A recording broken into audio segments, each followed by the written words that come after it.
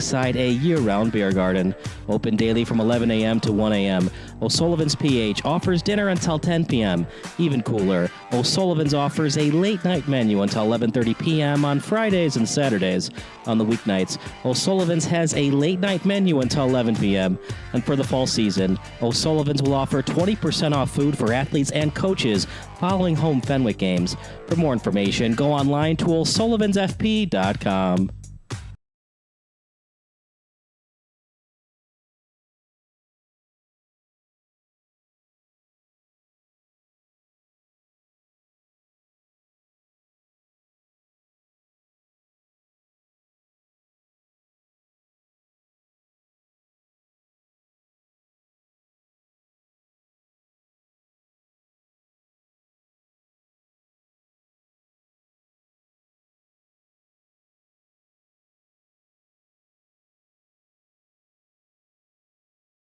Sure, my family loves me. They bought me this sweet new collar. My dog bowl is always full of Fido's finest. Heck, they even take care of the personal stuff of my walk. Come on, who does that? But what really sealed the deal for me was when they installed a security system from Forest Security. Hey, I'm no watchdog, you know? Forest Security offers the latest in technology and security for our home. Yeah, I'm pretty good at keeping an eye on things, but I also have stuff to do, like sleep and socialize. A smart security system can provide around-the-clock awareness and generate instant smartphone alerts. They let the family know if something is wrong or suspicious. They do all of the work for us, 24 hours a day, 7 days a week. You know what they say, you can't trust a dog to watch your house or your sandwich. Call Forest Security today. Call us today at 708-452-2000 or visit forestsecurity.com.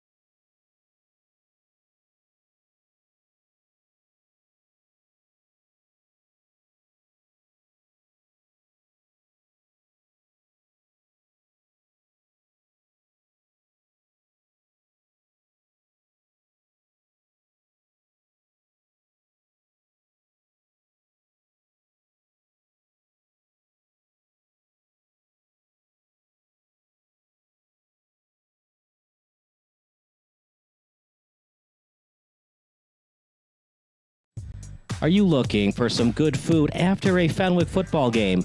Then head on over to O'Sullivan's Public House. Located on Madison Street in Forest Park, O'Sullivan's Public House has daily drink specials alongside a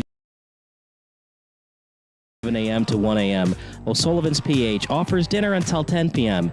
Even cooler, O'Sullivan's offers a late-night menu until 11:30 p.m. on Fridays and Saturdays.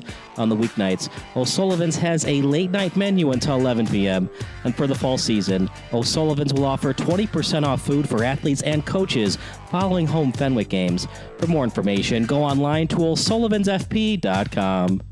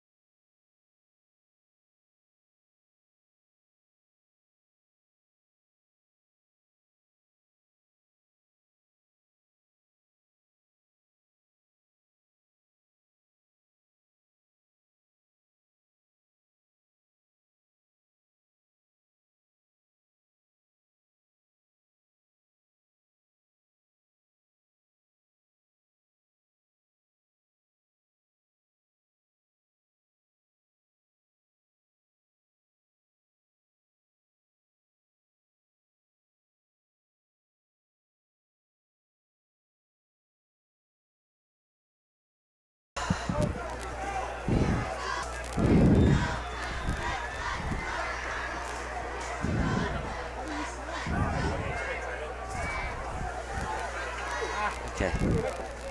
1st and 10 for Fenwick. Ball placed at the 10-yard line, so 1st and goal.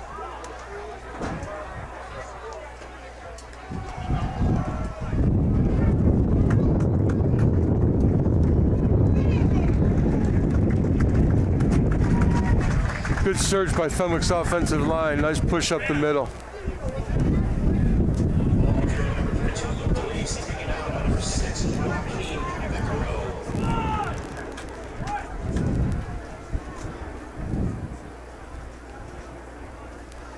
Second and 6 at the 6 for Fenwick. Shotgun formation. They're going to try to run it up the gut. Didn't get much on it, Ted. 3rd and goal coming up. Oak Park had the answer for that one. Not as good a push on the second play for Fenwick.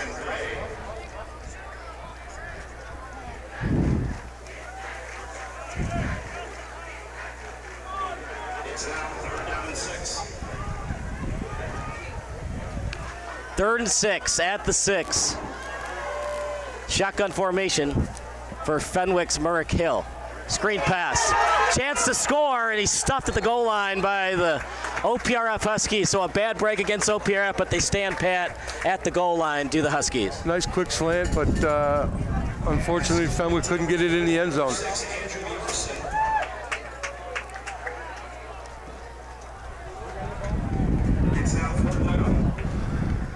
Fourth and goal, and it looks like they're going to go for it, partner, and you can't be surprised by this. You're at the 1-yard line. You got a chance to really put it on your rival here with a touchdown. Yeah, no, it's a great call. If they don't get it, force Fenwick to go. Go. 99 yards. 4th and goal at the 1.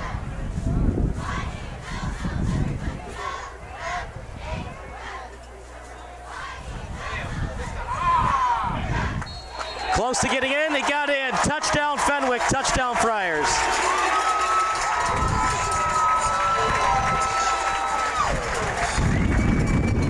Nice second effort for the running back.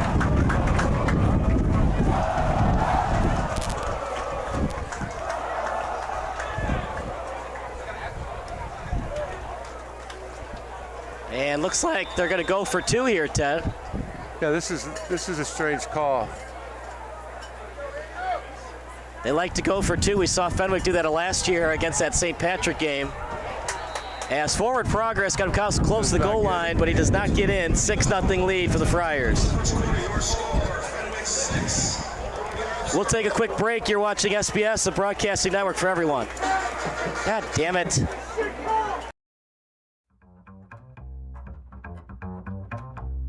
Hello guys, how you doing? My name is Robert Mitten. As you can see, I'm part of the C1 team.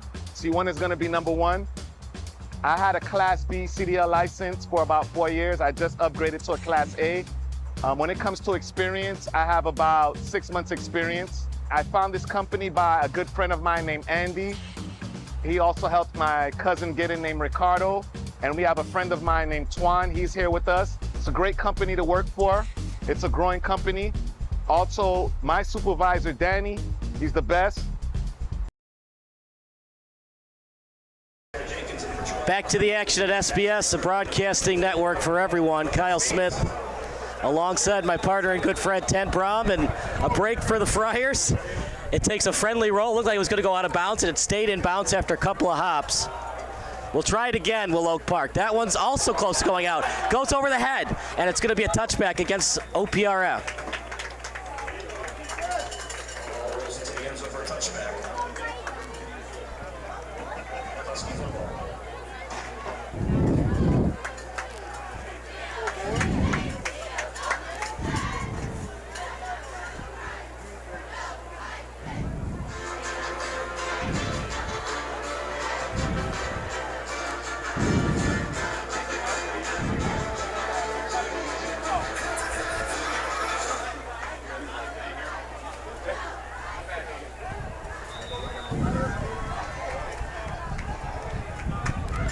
First and 10 at the 20 for OPRF. Fakes the handoff, and he gets to the 22. Short gain. Like I said, Good we'll get push by Fenwick's defensive line. Number 7, Johnny Nelson. Taking out number 23, Jack Reed.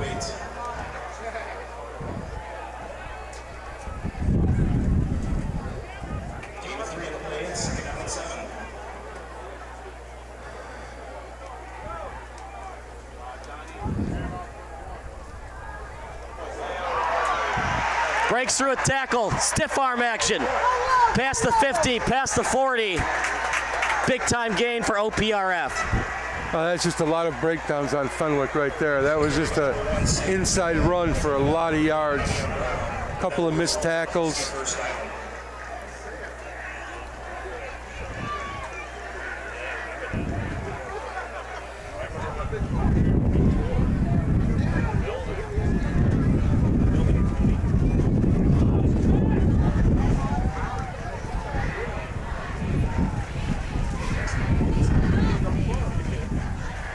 God damn it. Shotgun formation for the Huskies. Big time hit by Fenwick's Elijah Romeus. He has nowhere to go on that screen pass. Fenwick read that all the way.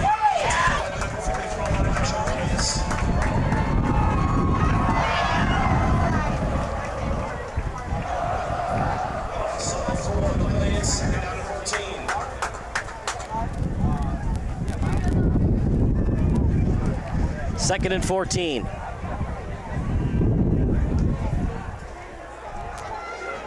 Pitch play out to the right. And it's a good pitch that time over to Jeremiah Jenkins. Little option play. Nobody was covering the pitch man. Got some good yardage right there. Nice call by Oak Park. Jeremiah Jenkins, lineup 44, Elijah Romeus.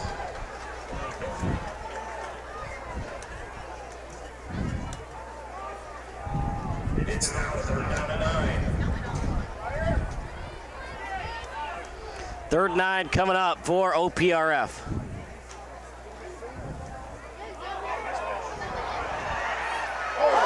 Huge hit, but he gets the first down. The helmet came off. A lot happening on that play, partner, but OPRF does get the first down. That was a great call. It was a great little inside option play. Tossed it right up the middle.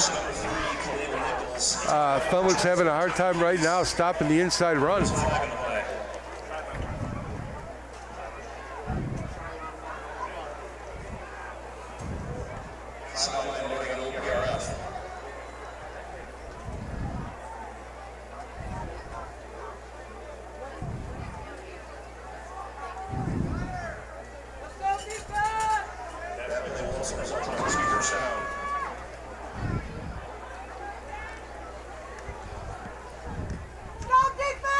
Shotgun formation, right up the gut, as OPRF taking it to this Fenwick defense right now. There's another inside run for a good amount of yards. Right now, Oak Park's offensive line is winning the battle in the trenches.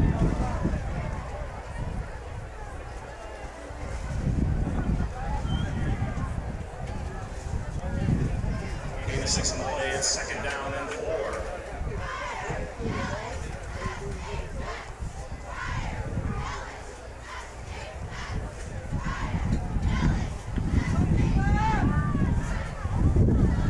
Second and 4 coming up at the 14 for OPRF.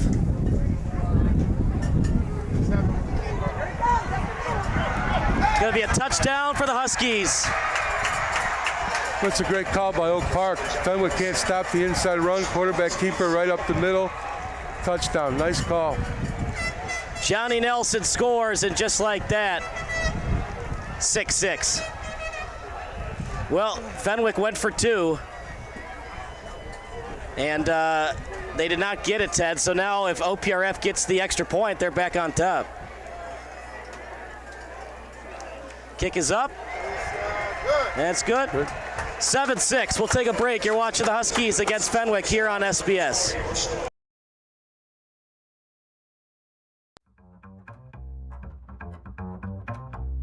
Hello guys, how you doing? My name is Robert Mitten. As you can see, I'm part of the C1 team. C1 is gonna be number 1. I had a Class B CDL license for about 4 years. I just upgraded to a Class A. When it comes to experience, I have about 6 months experience. I found this company by a good friend of mine named Andy. He also helped my cousin get in named Ricardo. And we have a friend of mine named Twan. He's here with us. It's a great company to work for. It's a growing company. Also, my supervisor, Danny, he's the best. He's a real good guy, man. Hey, Danny. with all the other drivers. Everybody here, we all get along. We work together as a team. That's pretty much it, guys. Just, you know, if you're interested, apply. It's a great company.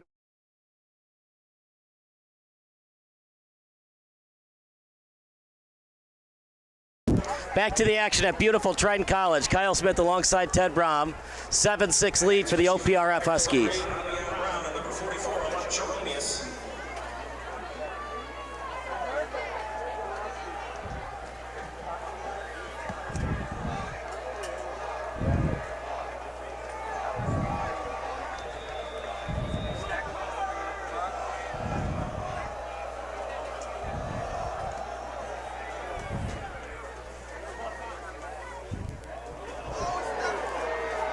Romeus will have to take it deep in his own territory, trying to get to the 10. He will. Past the 10, close to the 15. First and 10 coming up deep in their own end, Ted.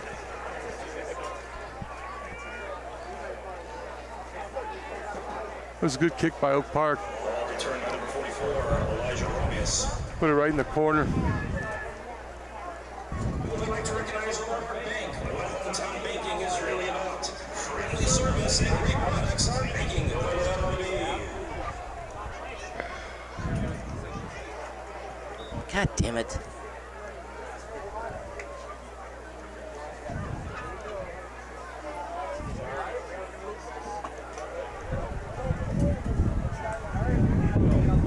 First and 10 coming up.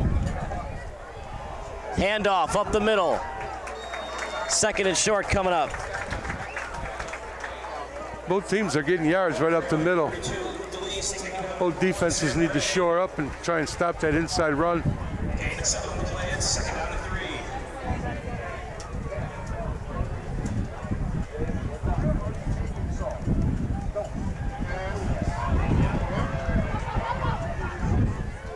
3. Close to the first down.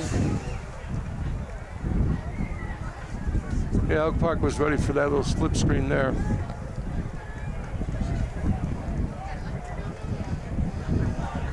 Pass complete to number 8, Avion Brown. Enough for a first down.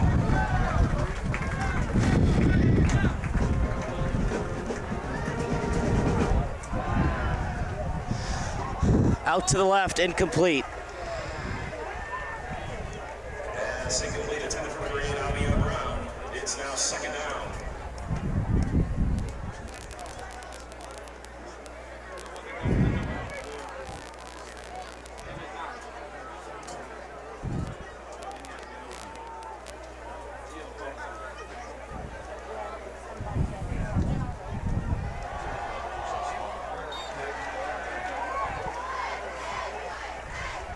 That's two passes in a row that were just way off the mark.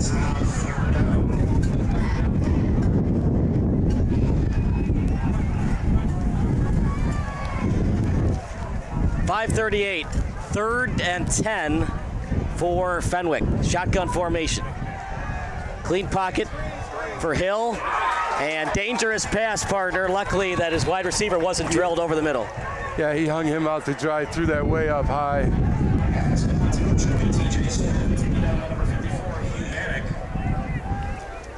All right, 4th and 7. We got our score banner working, so we're going to switch over to the lovely Elizabeth Lazarevich to help us out. And we got 4th and 7, ball at the 27 for Fenwick.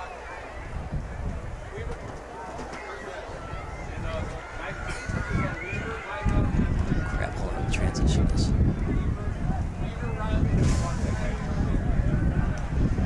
High arching punt. Calls for the fair catch, does OPRF. And it's near the 40. We're going to call it the 39-yard line, as it's a fair catch that time by Owen Watson.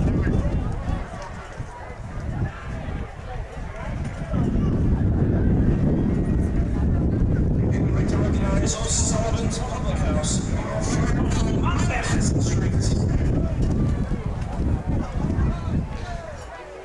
So, Ted, a lot happening. The kick that looked like it was going to go out of bounds did not. Fenwick was Johnny on the spot, recovered it.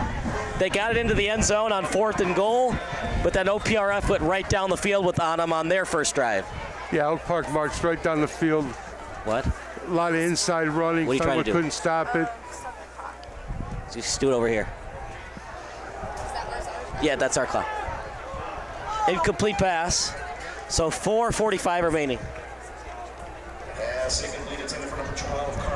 So second and 10, ball at the 38, 4:45 remaining.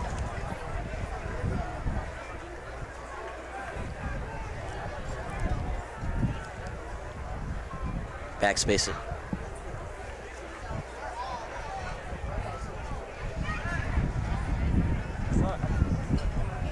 And shift and yeah. You don't have to hit enter, then just hit OK. Fakes the handoff. Pitch play to the right, beautifully run by OPRF. First and 10 and more as he gets past the original chain. That was a nice call by Oak Park.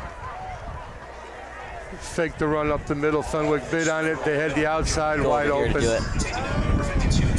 So stop it, go to 4:15. Result of the Husky first down. At the 49-yard line, under center. Nope, in shotgun formation. Very interesting look as they had a diagonal look with their wide receivers, and Jeremiah Jenkins was drilled on the play. Fenwick read that screen all the way. They were right perfect position, great tackle. What? It's just hard for me to see where the cursor is. Second down and 15.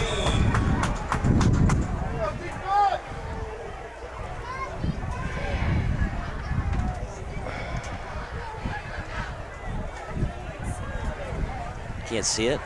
There you go. You don't have to. You don't have to ever touch the time. You just touch ball on and down a distance. Shotgun. And beautiful job that time. Getting in the way of it was number 90, Colin Murray. Good pressure by Fenwick. 90 on the deflection. Stats right now, we got 3 rushes for 40. I'm sorry, I fell behind. I know. Shotgun formation. Split the wide receivers, does Oak Park. Our tentative stats, we got 3 rushes for 147 yards for Oak Park, 7 for 89 for Fenwick.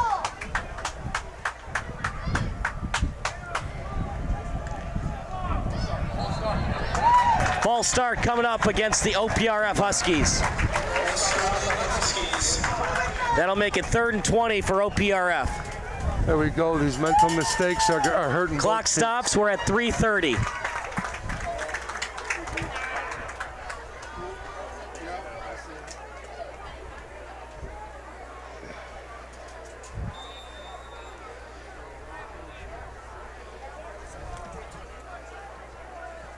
Clock starts now. It's at 3:20. Shotgun spread. Motion. Fakes the pass. Running with it, the quarterback in Johnny Nelson. Another flag on the field as the OPRF Huskies would be pushed back. And now you're the coaching staff for the Friars. If it's a hold, would you accept or you decline for the punt? If you accept it, you push them back 10 more yards, so the punt would give you better field position. Yeah, but I would decline it and take the punt.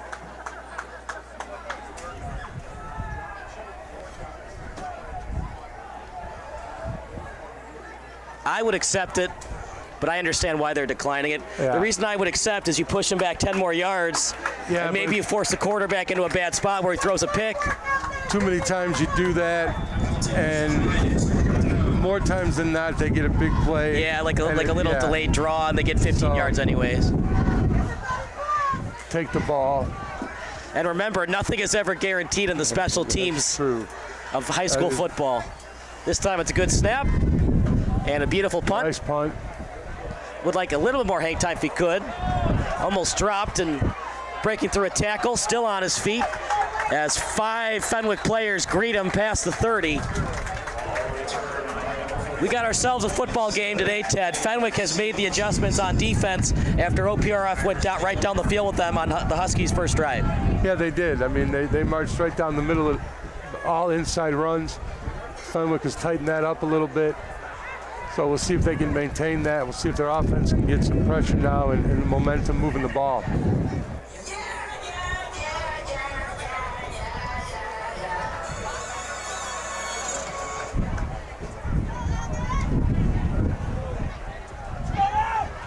First and 10, ball in the 33. 3 to the left, 1 to the right. They're going to run one of the receivers in motion.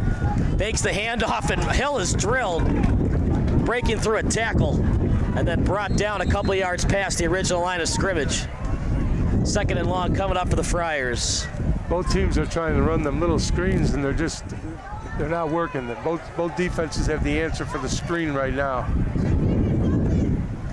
Shotgun, good snap. Hill on the screen pass, and OPRF read it right off the bat. Yep, they're reading it right away. Great coverage. No. It'll be 3rd and medium coming up, 3rd and 5 for Fenwick. Is that not working? Okay. It's third down. 3 to the right, 1 in the backfield. A lot different than the game we saw last night where St. Patrick was running 5 wide receiver sets a lot. Bad snap, Hill, quick pass, delivered, breaks for a tackle, still on his feet. Has a lot of yards after catch for number 6, Andrew Borson. That was just a good play, good catch by the receiver. Quarterback had some pressure, he got the ball off. You know, they knew where the sticks were, they knew where they needed to get. That was a good play, good call.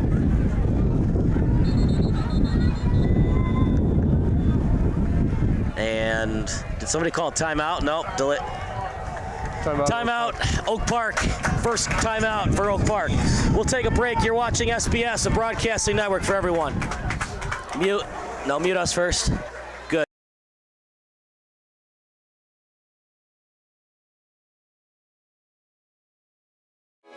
Sports Broadcast Solutions is a broadcasting network for everyone. SBS offers live telecasts on Channel 59.3, YouTube, or Twitch. We include pre- and post-game interviews with the players. You know, I started in the locker room. All the boys were getting going before the game and stuff, and we kind of found a little click at the beginning of the game, so I think that's what got us going. We also include digital live statistics, play-by-play commentary, team highlight reels, and even more than that. Go online to sportsbroadcastsolutions.com or search Sports Broadcast Solutions on YouTube. SBS, a broadcasting network for everyone. Sports. 7-6 lead for OPRF. Stats right now. 4 rushes for OPRF for 154 yards, 7 for 89. What? Okay. Shotgun formation. 3 wide receivers set, 2 in the backfield. Fakes the handoff. And that was great coverage that time by the Huskies. Tremendous coverage.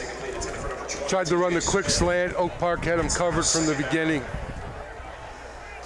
So 2nd and 10, ball at the 47.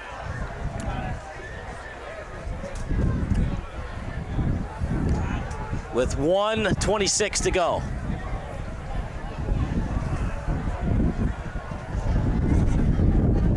Handoff. Jet sweep. Short gain for Fenwick as they get it over that time to TJ Smith. Had a couple yards on it. Oak Park had great pursuit. They were right there. 3rd and 6, partner. If you get a couple of yards, you can definitely consider either going for it or at least doing the hard count because you do have all 3 timeouts. Try for the hard count, definitely. Ramius gets a couple of yards, so decision time for the coaching staff of Fenwick, led by head coach Matt Battaglia. 4th and 2 about. It's a tough call. I would try a hard count, and if not, I would punt and put them back deep in their zone. He got more yards than I thought he did. He actually got 4 yards on it, so it's 4th and 2 instead of 4th and 4. Here's the hard count like we talked about. Remember, you got all 3 timeouts, so burning one here doesn't hurt you that much. Or you could just let the clock run and, you know, punt at 4th and 7. Yeah.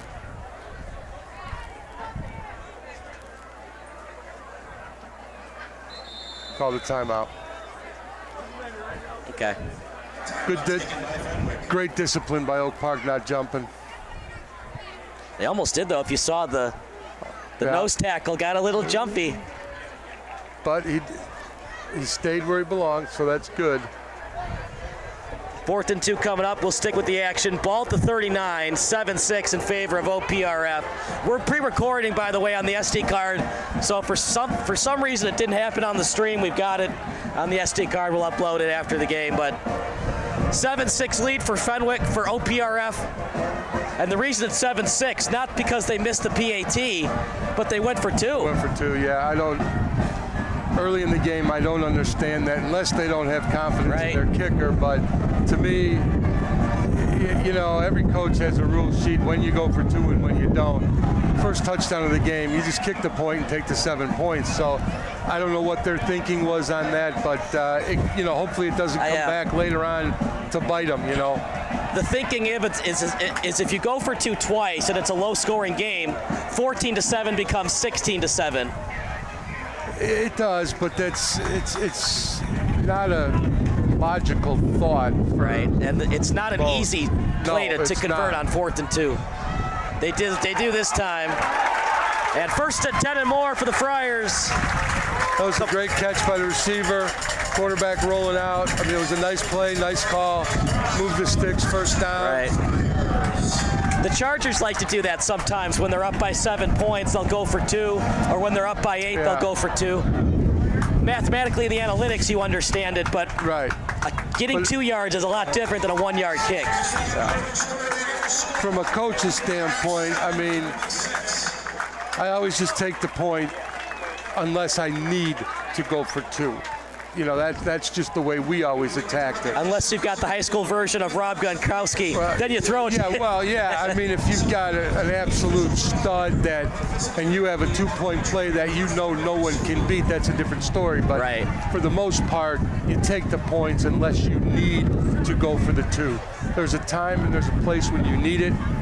Sometimes you're up and you figure I better go for 2 in case they score, they can't catch us, or when you're down. But otherwise, you take the point and make it a 7-point game, because we saw what happened right now. Now, hopefully, now if they score, they're almost forced to go for 2 to try and make it a 7-point game. But some coaches won't. Some coaches will just go for 1 if they missed the 2, and now they're up by.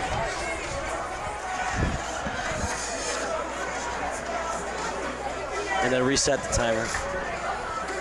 No, not the score.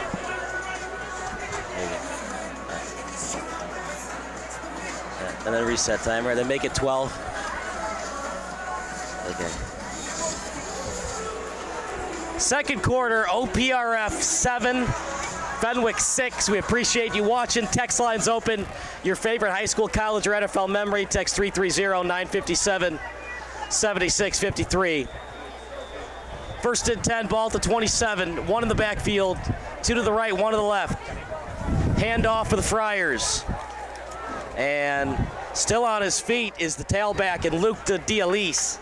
Great effort by the running back, just great effort. I mean, Oak Park read that play all along. They had it shut down, but that was just great effort by the running back to turn nothing into a little bit of something. 2-yard gain on the play. It's a 2nd down and 8. Fakes the handoff, screen pass. Got a blocker in front as the receiver and Andrew Bajorson is driven out of bounds. Well, partner, not everything in football is black and white, but today's game is. Today's game definitely is. The black against the white. Black against the white, that is correct. 2 running backs, screen pass out to the left, but Bajorson got room. As he tries to sneak into the end zone, but he's pushed out the last second. On the tackle, the linebacker in Hugh Vanek. Fenwick's trying to hurry up the game a little bit by going no huddle.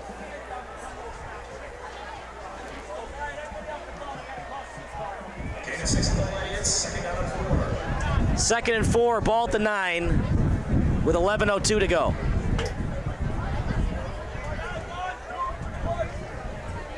Handoff, room to run, and he's brought down inside the 5. One of the guys to tackle him that time was Vanek. But both teams are getting yardage right up the middle on the inside run.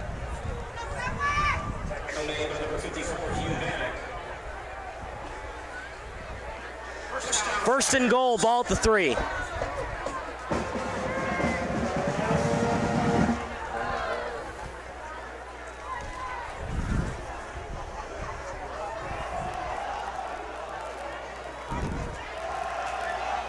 They run that time. Donnell French in motion. Handoff. He eyes the goal line and he scores. Touchdown, Friars. Luke D'Elise gives the Friars the lead back. Same inside run. They had motion to try and draw Oak Park to the wide side, but still came back with that inside run up the middle. They're just getting, both teams are getting yards running the inside run. It's amazing that these defenses need to make some adjustments to shut that down. Well, that's the problem. If you go for 2 and miss it the first time, you're almost obligated to go for 2 on this one.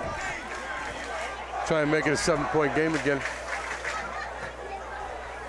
And here's the problem. If you don't convert here, a touchdown by itself gives OPRF the lead back. 1 in the backfield, 3 to the right in terms of wide receivers. Rolling out to the right is Hill. Wide open man, a little behind him on the throw, but it's complete regardless to Nate Marshall. That time they convert, first time they don't. Yeah, and that was a great 2-point play. The kid was wide open in the end zone. Nice, easy pass. He just walked right in. No pressure, no nothing. That was a good call. That's a good 2-point play. So after all that, they go for 2. They don't convert. They go for 2 again, and it's the very typical 14-7 score. There we go. Right back at it. We'll take a break. You're watching SBS, a broadcasting network for everyone.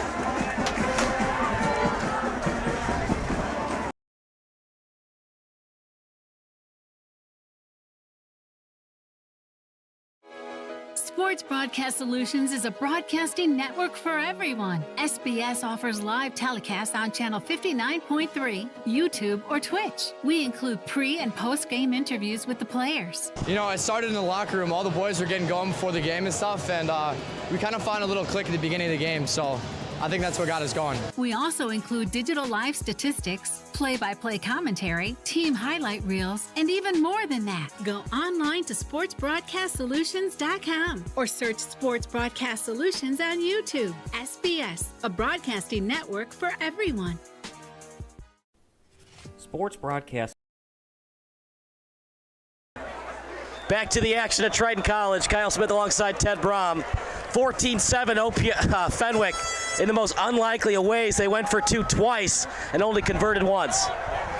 Kickoff. Past the 20-yard line. It was picked up by Mikey Bialier, and he's brought down just short of the 25. 10:07 to go. 1st and 10 coming up for OPRF. And last year, Fenwick got dominated from OPRF. It's obvious that they looked at the game film. They made the necessary adjustments today. Yeah, Fenwick's playing tough. They really are. I mean, that first drive from Oak Park, they ran right down the middle, pretty much the whole field. Fenwick has kind of shut that down a little bit now, but still both teams are giving up a little bit too much yardage on the inside run, so they need to shore that up. But Fenwick's playing a tough game. Oak Park's playing tough. They're not out of it.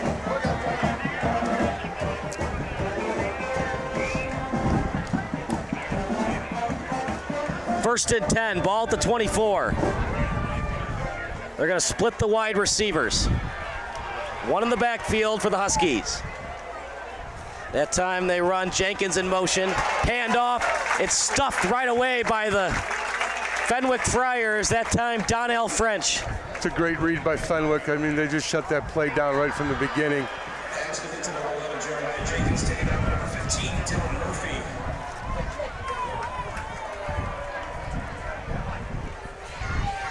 You got to think Fenwick's got the momentum right now, and how OPRF's going to try to match that, the same intensity we saw in that first drive of the game by the Huskies. Absolutely.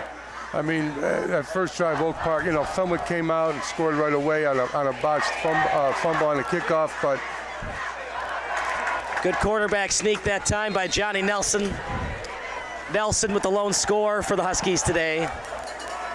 But then Oak Park came back right away and got the momentum back, marching all the way down the field on their first really offensive drive. So, momentum has been shifting this game back and forth. It's a pretty tight game. I mean, it's a pretty well-matched game. Both teams are playing well. I mean, that was just a bad break against OPRF. The ball looked like it was going to go out of bounds. Right, that was just a freak play, and you know, Fenwick capitalized on it. Nelson goes into contact, gets maybe a yard.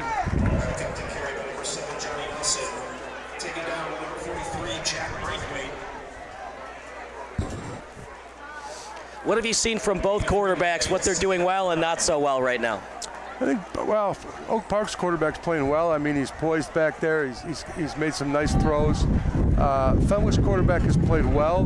That one series, he had a couple of, I think he was either forcing the throw or he was you know, he's getting a little bit of pressure, but I think he was forcing the throw a little bit. Completed and still on his feet, then brought down as Jenkins.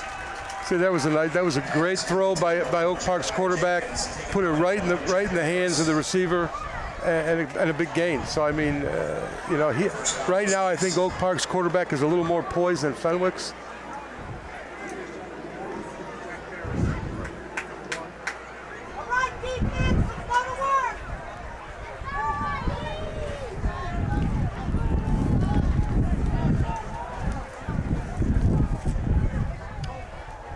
Split the wide receivers, and they'll probably use the tight end as well on this passing play. Instead, they run it, and it gets a couple of yards close to the 40-yard line. Under 8 minutes to go, 14-7 Fenwick. If you're just joining us, Fenwick scored on a freak play. Ball somehow stayed in bounds, popped like 2 or 3 times, stayed in. Fenwick had 1st and 10 at the 10. So they scored on 4th and goal. OPRF, their first drive, they went right down the field, and then Fenwick answered with a touchdown drive of their own, and that's where we stand right now. 4 wide receivers set with the diagonal action. In the pocket is Nelson. Now he rolls outside of it. Looks downfield. Ball up is loose. Oh, man. I'll tell you what, that's a tough call. I would be kind of upset if I was Fenwick's coaching staff. They're calling that an incomplete pass, and in no way did I see any forward pass motion from that quarterback's arm. That should have been a fumble. I don't know. It looked at the last second like the ball was going forward. No, Here's what you should do. Let the play go and then talk it over with the sideline judge. You could always change it back to an incomplete pass, but once you rule it incomplete, you can't change it to a fumble. You could always talk it over. Yeah, and really change it back like to an incomplete pass. That really looked like a fumble, but it's also a freak play. Like you just don't expect the quarterback to do that. The play up the middle there. That was a good coverage by Fenwick, stopping that inside run. What do you want Oak Park to do here? We got 4th down coming up, but Fenwick might be a little bit shaky right now. They're trying to recover from the fumble that wasn't. Maybe you catch them off guard with a little slant play. You could. I mean, you've got 4th and 4. They're going to go for it. 4 yards. They're going to see. They've been getting 3 or 4 yards up the middle all the time, but you could also just try to draw them offside, take the penalty, and then kick it on 4th and 9. You can do a hard count. It looks like they might do a pooch punt, and they're going to do it. Little pooch punt by the quarterback. It's a beauty. OPRF trying to keep it in and can't. Touchback. That was a nice call by Oak Park. That was a nice call. I think that's the right decision. If you're down 2 scores, maybe you consider going for it. Only down 7. Put your defense in a good spot and try to get a 4th and out and get the ball back. Attention, future Friars.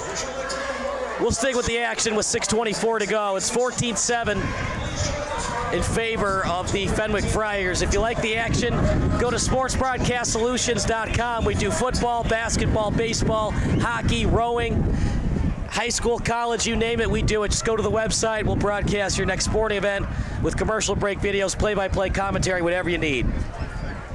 14-7 score.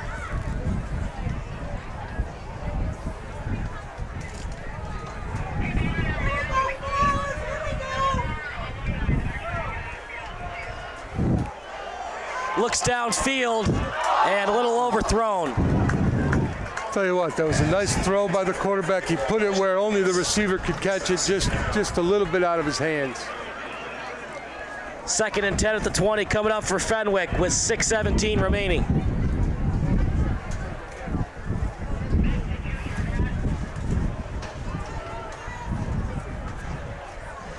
passing the football today.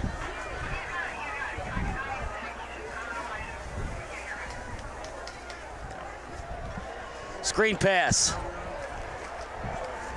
And he's going to try to get out of bounds that time. The receiver in Avion Brown. Another screen pass that Oak Park read right away, and they were in great position, great coverage, and just took them down. And it's now 3rd down. Got to get at least a positive play if you're the Friars. Avoid a turnover at all costs. Not a great snap. Screen pass, well read by the Huskies, and Parter, that was dangerous. You never want your quarterback to take a sack per se, but taking the sack might have been a better choice than trying to throw into coverage like that. That was almost an interception, and if that kid would have picked it off, it would have been 6. There's no question.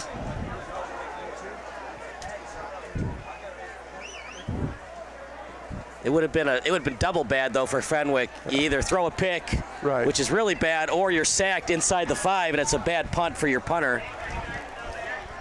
It was just a no-win situation for the quarterback there in Hill. Good snap, time to punt, and it's a bad one. He shanked it.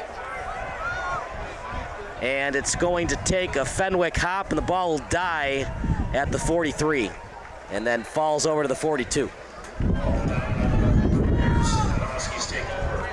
It's always interesting in high school football when it comes to special teams and punting. Nobody knows where that ball is going to go. No, special teams are, they're a third of the game, but it's the third that makes you crazy because you never know what's going to happen. Sometimes bad snap, bad kick, shank kick, missed PAT. There's too many variables in that can change the course of the game. Sometimes the MVP on a high school football team, if you can find that kicker that can kick 48-yarders or that punter that can punt at 60 yards, it 100%. Changes the complexion of games. 100%. A lot of teams go over to their soccer program and look for a player to come over and wants to be their kicker. Fakes the handoff to Nelson, looks over the middle. Ball up in the air, and deflecting it away is Fenwick. On the coverage, Henry Flewick. Great coverage by Fenwick. Nice throw by the quarterback, but it was right into coverage, so that they're lucky he didn't pick that off. But again, just great coverage by Fenwick on that play. They were right there. Not a lot of wind today, Ted. Do you want to consider long field goals if you're the coaching staffs for Fenwick and OPRF? The wind's not going to be a factor, so I would, they're going to know their kicker's leg strength and where he can make it from. And without the wind, I would push the envelope if I need to, yeah.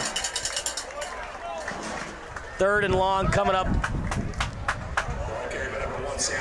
6:12 on the clock. Ball at the 39.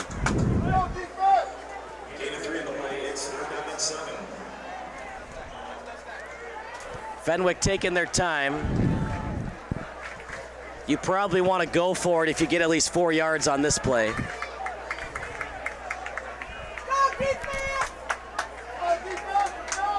Nelson under shotgun formation, 3 wide receivers to the left.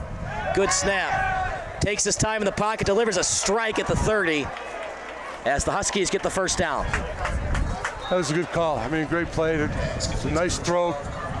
Right in the breadbasket of the receiver. Easy catch. First down. Move the chains. Inside the 30. Both teams doing a good job avoiding the turnovers. OPRF, they want to score and they want to leave as little amount of time as possible for the Friars. Fakes the handoff. Nelson still with it. Quarterback keeper with room to run near the sideline, and he's driven out of bounds inside the 10. That's just another inside run play where they're just, you got to be able to stop that run. You have to stop the inside run. If I was Oak Park, I'd keep running the inside run until someone could stop it, because right now they're getting nice yardage.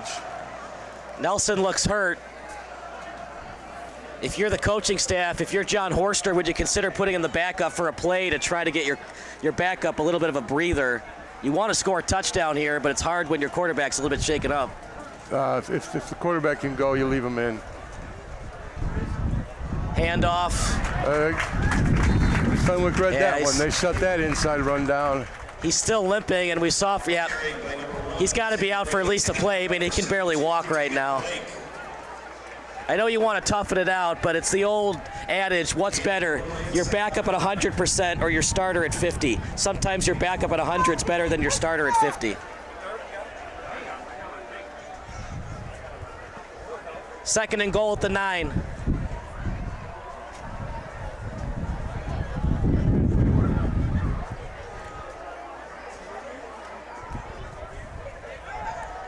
Screen pass to the left, room to run.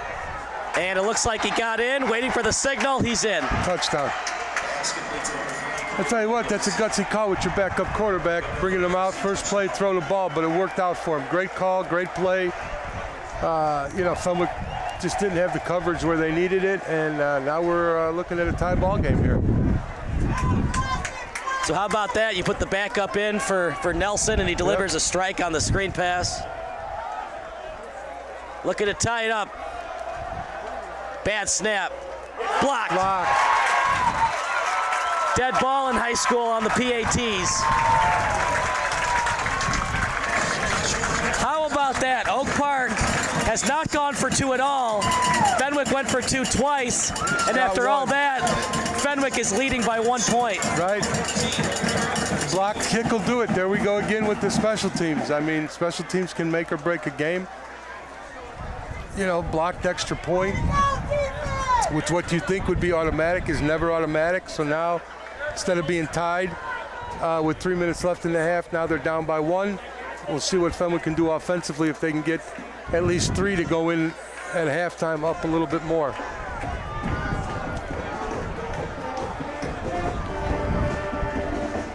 .324 remaining in the quarter. The text line's open. Your favorite high school, college, or NFL memory. Text 330-957-7653 as the Friars lead by 1. And we'll keep you updated on Nelson if he can try to stay in there.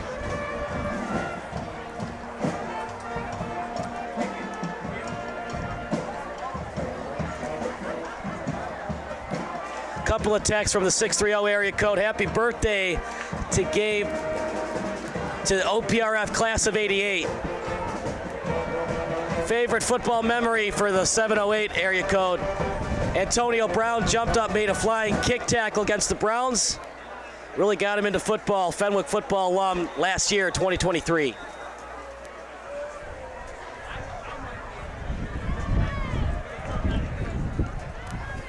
Line drive kick off the fingertips, ball at the 10-yard line. Switching directions, and he's brought down at the 14.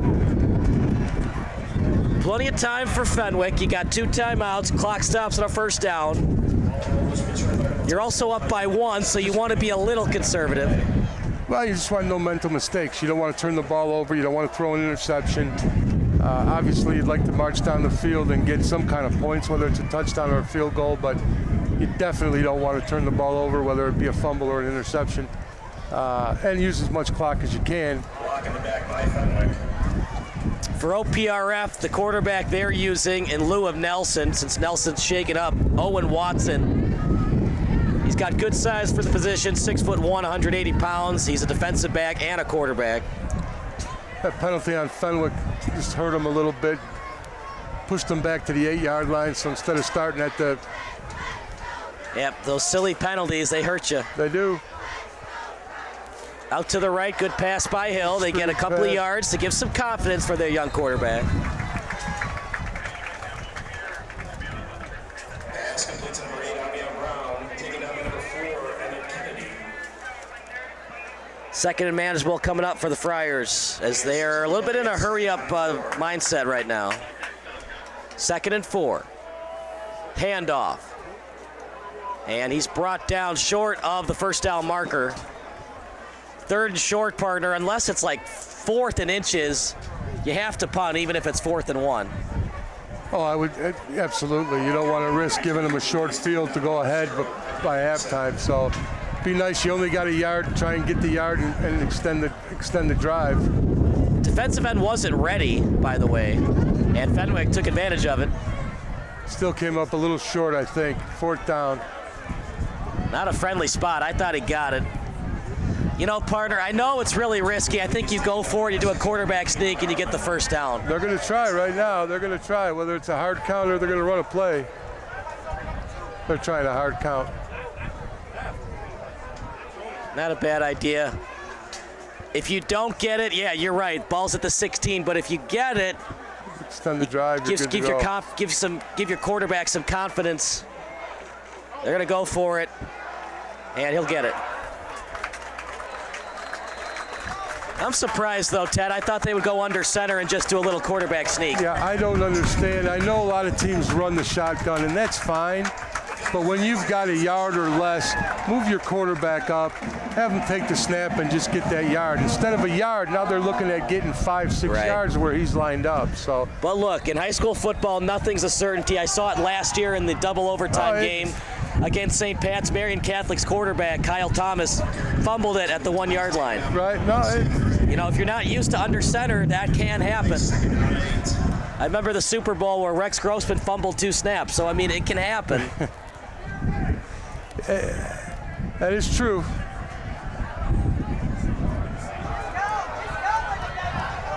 Hill is drilled, but he gets forward progress at 25. Let the clock run. 3rd down.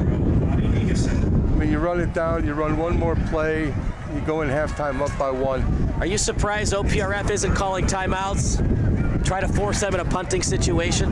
Yeah, they could have. I mean, you're not going to get extra timeouts in the next half, so I don't know why you don't burn them, but that's all right. Bad pass, picked off by the Huskies. Oh no! They might have called unnecessary roughness on the quarterback. Unsportsmanlike conduct, oh boy.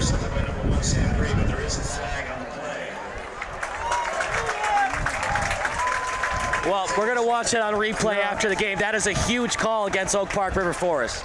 Well, that is, but that's a gutsy call on Fenwick with, I mean, you just run the ball up the middle, let the clock run out, you go into halftime right, up by 1. And if he's not open, just throw it out of bounds. Yeah, exactly. Well, they got the break. Huge break there. because OPRF would have been in a great spot with 2 timeouts. Exactly. And the clock stops on a 1st down.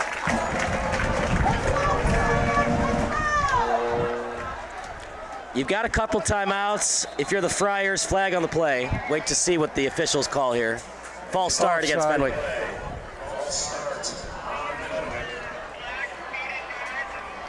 No one likes a cheater, Ted, and that's what Fenwick did there. That is true. Got to play by the rules. 1st and 15 coming up.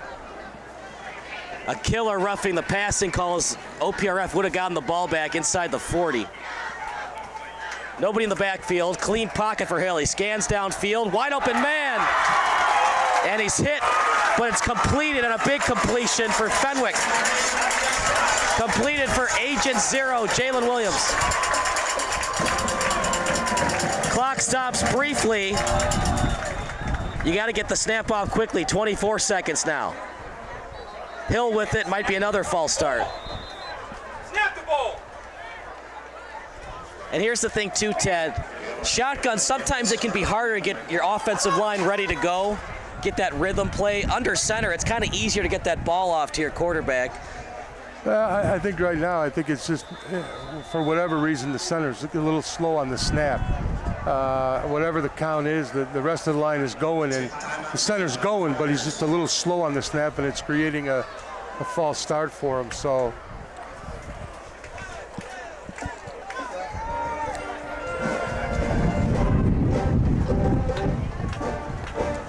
Favorite high school memory from Oak Park football was when Mo Lester scored the game-winning touchdown back in '87 for OPRF, area code 630.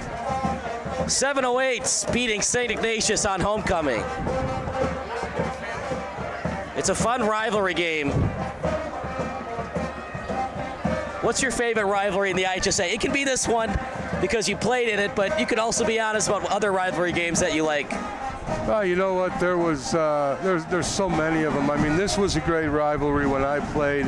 When I coached at Marist Brother Rice was just a great rivalry. I think we had the first game of the year, I think we had 10,000 plus fans at the game. And then we met them for the first round of the playoffs, and I think there was about 15,000. So that was a great rivalry, too. But there's a lot of them. I mean, right, Naperville Central, Naperville North. Absolutely. Battle of the Valleys, Wabanzi against Neuqua Valley. Shotgun for Hill. Looks downfield. He's going to run with it. Hill, pump fake, and he's drilled inside the 40. Fenwick will call their last timeout. We'll take a quick timeout. You're watching the Friars against the Huskies here on SBS.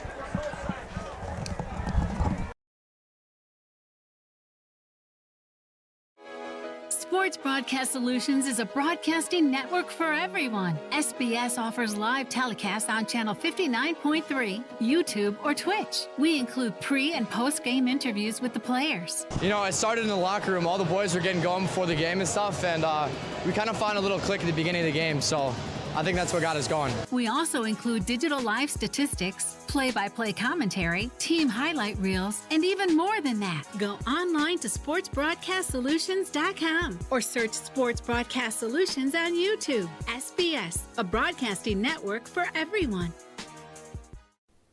Sports Broadcast Solutions is a broadcasting network for everyone. At SBS, we offer a professional broadcasting experience for the non-professional athlete. Just like the pros, we offer everything for you.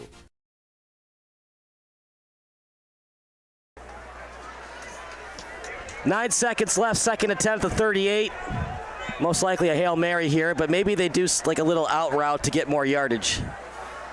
Hill scans the field, right downfield, and big time hit. Woo! That is a varsity hit if I've ever seen one. It's delivered by Sam Gray. We're calling that incomplete. Now you're pretty much forced into a Hail Mary situation. Or you could run a hook and ladder if the safeties aren't ready for it.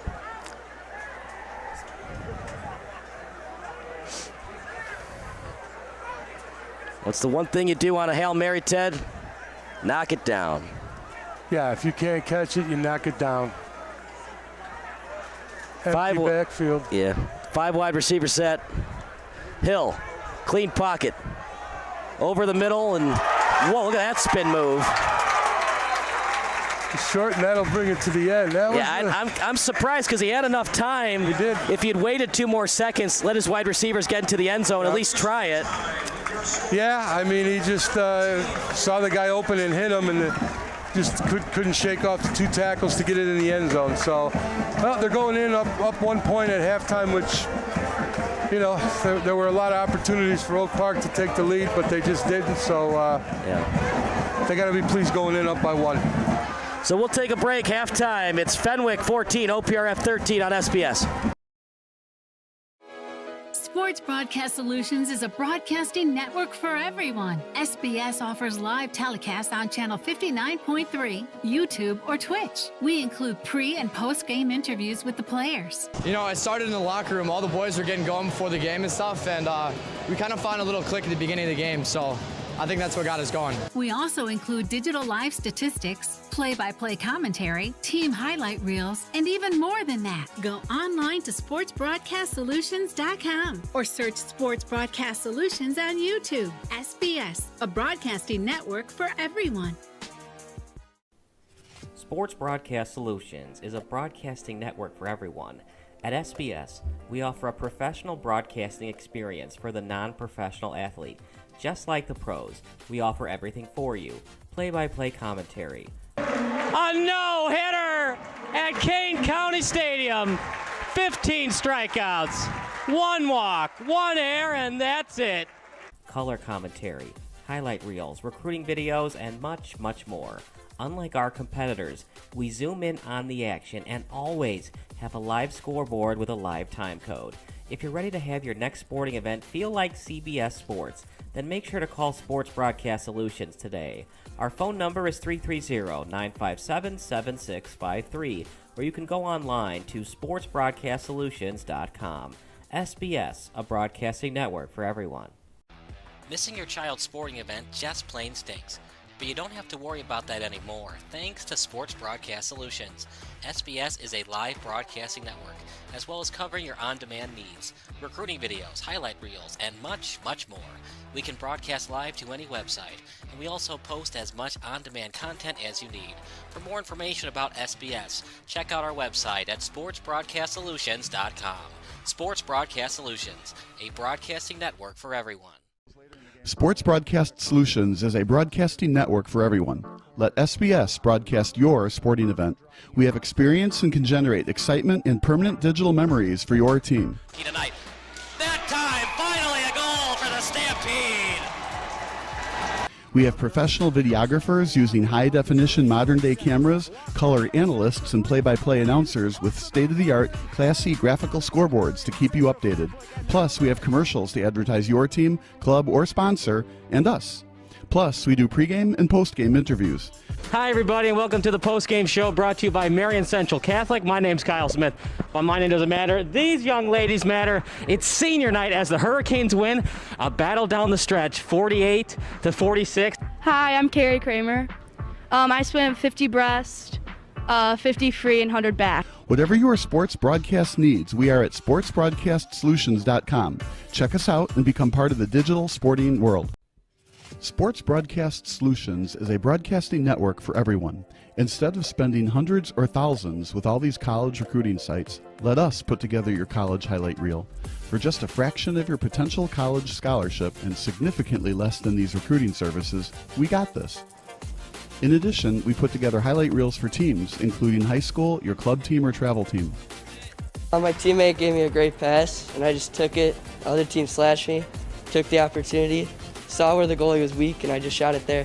Solon, O'Connor, and Marsh back on defense, and Marsh gets a blowout. We got a breakaway, a 2-on-0, a shot, and a goal! So 3-3, the power play was officially over. Whatever your sports broadcast needs, check us out at sportsbroadcastsolutions.com. Check us out and become part of the digital world. Sports Broadcast Solutions is a broadcasting network for everyone. For those of you who would like to broadcast or live stream your event, or maybe make a highlight tape, but would like a sponsor to fund the event, SBS has a myriad of ways to advertise your sponsor during our broadcasts. We have commercials. We have on-air reads by the announcers. Albatross Physical Therapy and Wellness specializes in pain-free. We have graphics, and we have watermarks. Finally, Sports Broadcast Solutions can create a commercial for you or your sponsor. Whatever your sports broadcast needs, we are at sportsbroadcastsolutions.com. Check us out and become part of the digital sporting world. Sports Broadcast Solutions is a broadcasting network for everyone. For those of you that just want raw footage of your sporting event, but no play-by-play or color commentary, you just need us to live stream video from the event over the internet. We will live stream your event on YouTube on our Sports Broadcast Solutions channel. In addition, we also have a dedicated channel on YouTube for live streaming at SBS Livestream. And if you need multiple channels, we can utilize Facebook Livestream and Instagram Live on our channel as well. Options include commercials from your sponsors, professional scoreboard graphics are still available, and of course, yes, pre- and post-game interviews are available as an option if you want. We've been working really hard this whole summer and stuff. Whatever your sports broadcast needs, we are at sportsbroadcastsolutions.com. Check us out and become part of the digital sporting world. Sports Broadcast Solutions is a broadcasting network for everyone. We broadcast sporting events for people of all ages, including adult leagues, high school leagues, and kids. Complete with professional-looking graphics, broadcasters, color analysis, and commercials. We do pre- and post-game interviews with the players. In addition, Sports Broadcast Solutions does highlight films, including college recruiting reels, highlight films you'd see on sports news programs, and just simply highlight films for fun.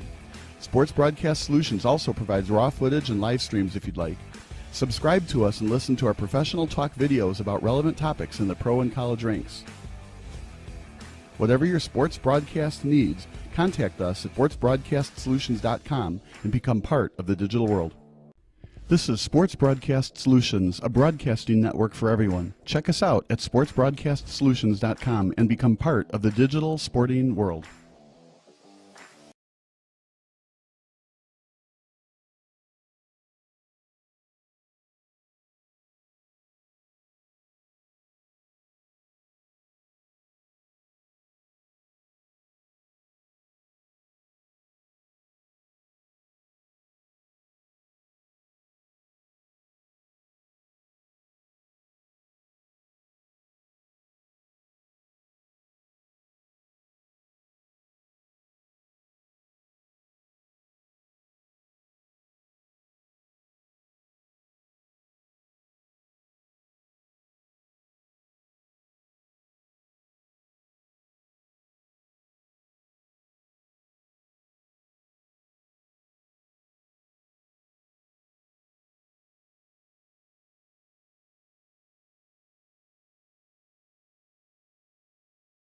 Sure, my family loves me.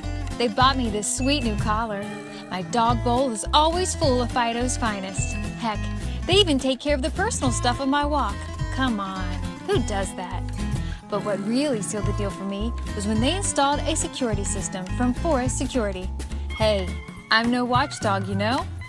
Forest Security offers the latest in technology and security for our home. Yeah, I'm pretty good at keeping an eye on things, but I also have stuff to do, like sleep and socialize. A smart security system can provide around-the-clock awareness and generate instant smartphone alerts. They let the family know if something is wrong or suspicious. They do all of the work for us, 24 hours a day, 7 days a week. You know what they say, you can't trust a dog to watch your house or your sandwich. Call Forest Security today. Call us today at 708-452-2000 or visit forestsecurity.com.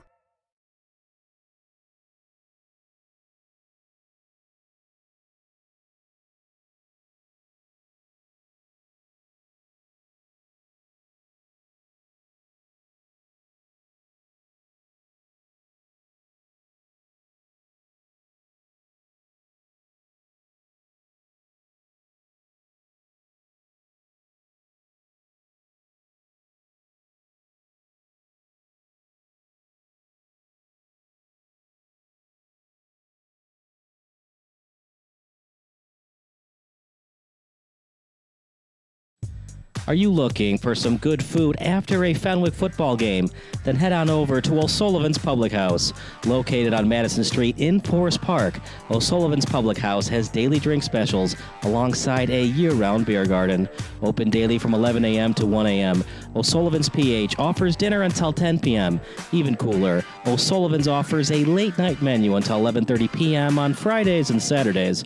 On the weeknights, O'Sullivan's has a late-night menu until 11 p.m. And for the fall season, O'Sullivan's will offer 20% off food for athletes and coaches following home Fenwick games. For more information, go online to o'sullivansfp.com.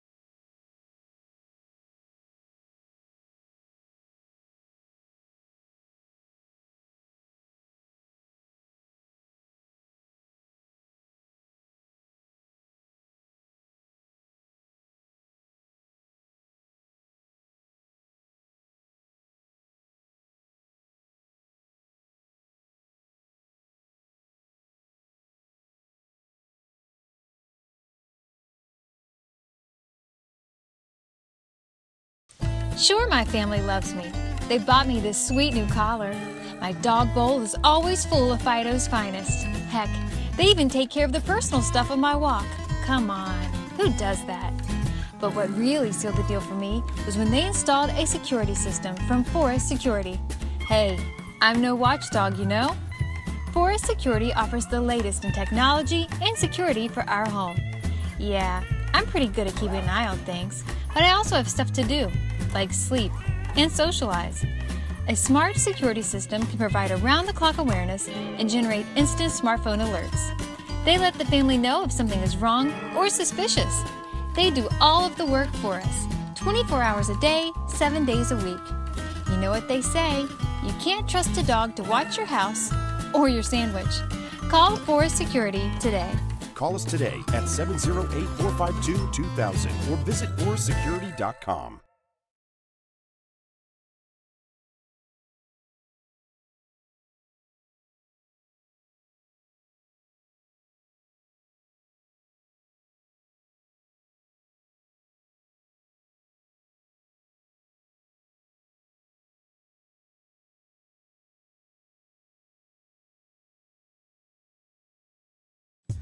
Are you looking for some good food after a Fenwick football game? Then head on over to O'Sullivan's Public House. Located on Madison Street in Forest Park, O'Sullivan's Public House has daily drink specials alongside a year-round beer garden. Open daily from 11 a.m. to 1 a.m. O'Sullivan's PH offers dinner until 10 p.m. Even cooler, O'Sullivan's offers a late-night menu until 11:30 p.m. on Fridays and Saturdays. On the weeknights, O'Sullivan's has a late-night menu until 11 p.m. And for the fall season, O'Sullivan's will offer 20% off food for athletes and coaches following home Fenwick games. For more information, go online to o'sullivansfp.com.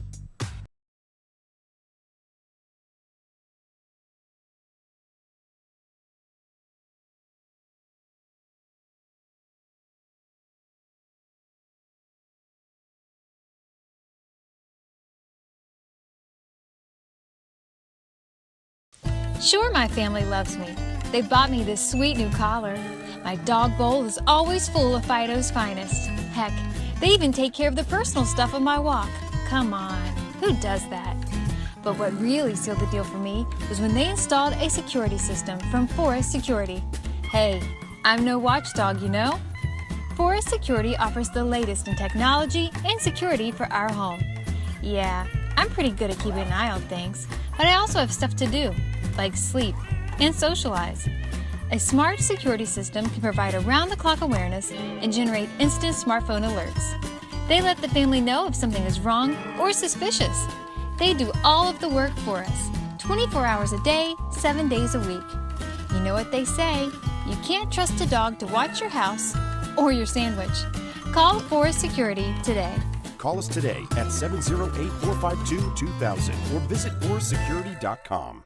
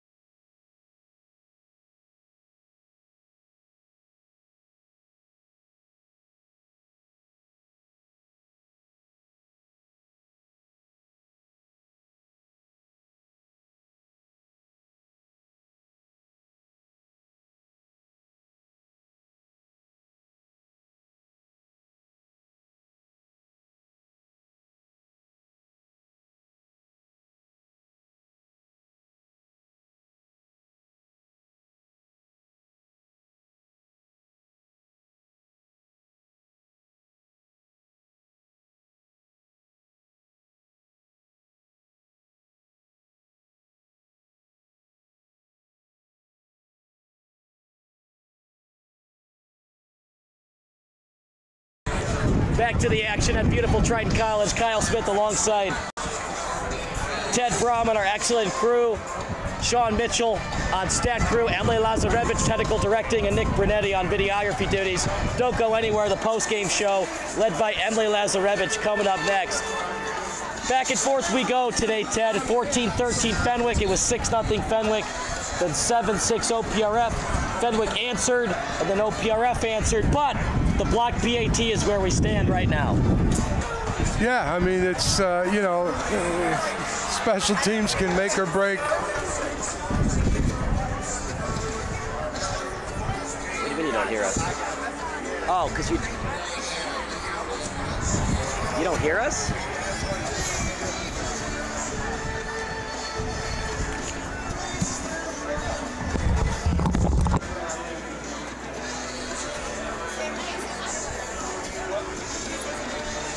Yeah, I think we.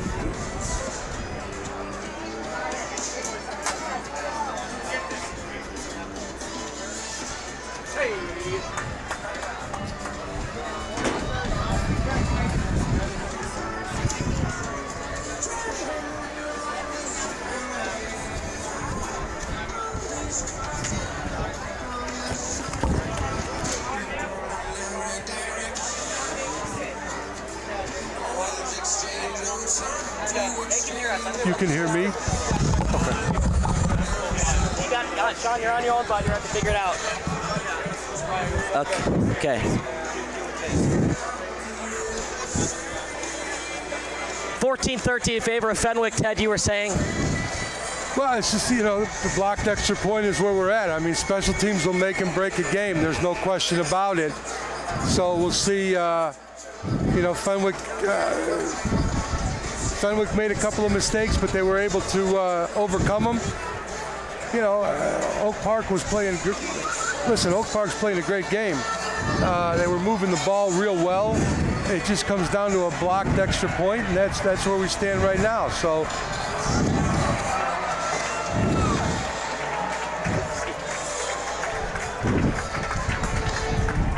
Just listen to it on your phone. Make sure your phone's working. 12-minute quarters, 24 minutes left of football, partner. We got to eye the quarterback for OPRF and Johnny Nelson. He was shaken up on that last touchdown drive. They went to the backup and Owen Watson. If your head coach, John Horster, and Johnny's still banged up coming out of the locker room, do you consider a two-quarterback system? Or do you consider, even though you're only down one, giving the snaps to Owen because he's healthy and Johnny's not? Well, I mean, if your starting quarterback's not healthy and can't give 100%, then you got to go with your number 2 guy. And I'll tell you what, I mean, he came in, first play, threw the ball, he looked comfortable back there, threw a nice ball.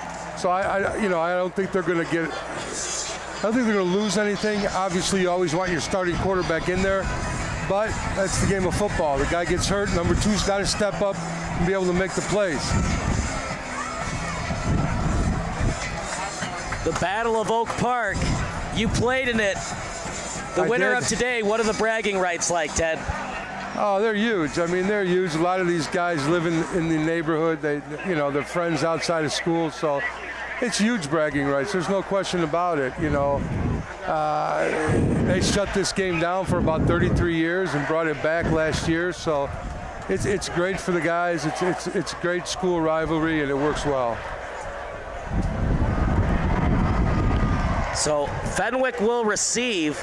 Now, they're going to have 2 possessions to start each half because of that crazy bounce that we saw in the first half. That loose ball, that one stays in. Ramius takes it. Past the 20, stays in bounds. Balancing the sideline well. And here comes Merrick Hill and the Fenwick offense. 11:53 on the clock, 1st and 10. As we wait to see where they place the ball, they're going to place it at the 27. How big was that blocked PAT? And you think about that in terms of the mental aspect of the game, being tied 14-14, now OPRF, even though they played a great half, they're still chasing one because of the blocked PAT. Well, absolutely, and that's on their minds. I mean, that's it's going to affect them a little bit, but the key is, can they overcome it and just move forward? You got to take it one play at a time. So. If you're Fenwick, I mean, if you've been practicing 2-point conversions all summer long, you would assume that if they score another touchdown, they're going to go for 2 again, yeah? Maybe. I would not, but they might. Already gone for 2 now you're twice. At 14-13, so to me, if they score, you're at 21,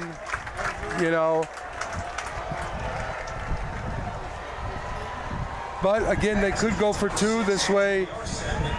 If Oak Park scores and goes for 2, then it's a tie game. So.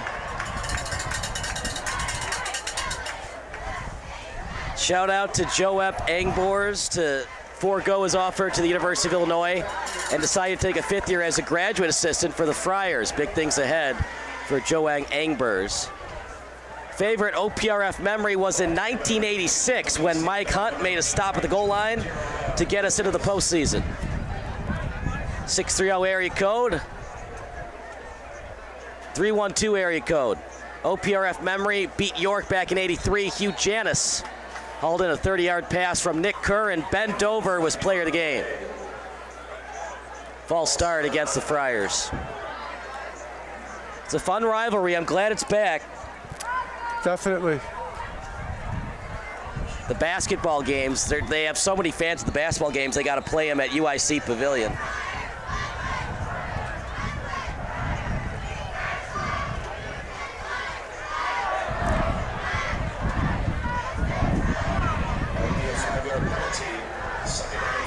It'll be 2nd and 14, ball at the 13, ball at the 35, 10:37 on the clock.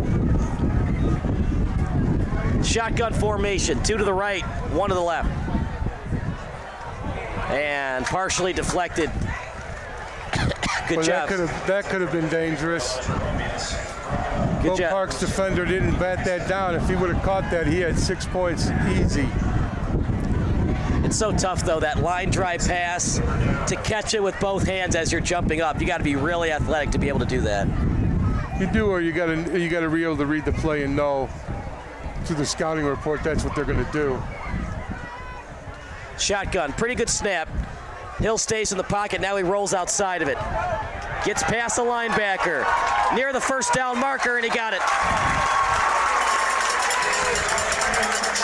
Very good play by Hill, Ted, but the linebacker, you got to have a head on a swivel, stay pat, and make that tackle. Oh, you have to. I mean, it was great coverage. He didn't have anybody to throw the ball to, so he just tucked it and run, but there's got to be somebody that can come up and step up, make the tackle before he gets the first down.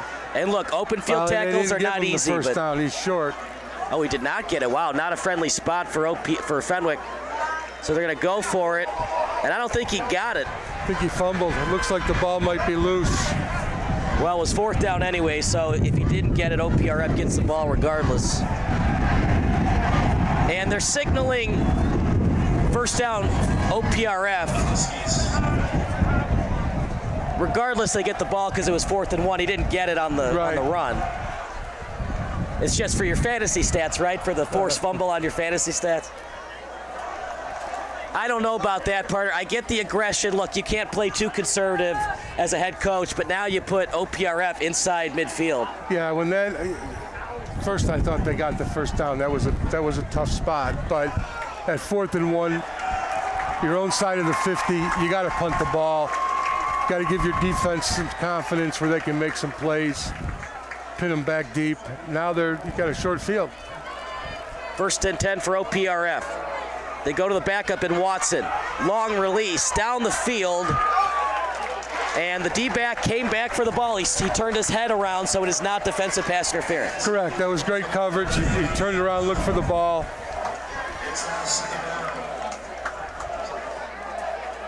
I'm not too sure about that play call either. I would have liked to see him run the ball, try to give their confidence to their young backup quarterback. Yeah.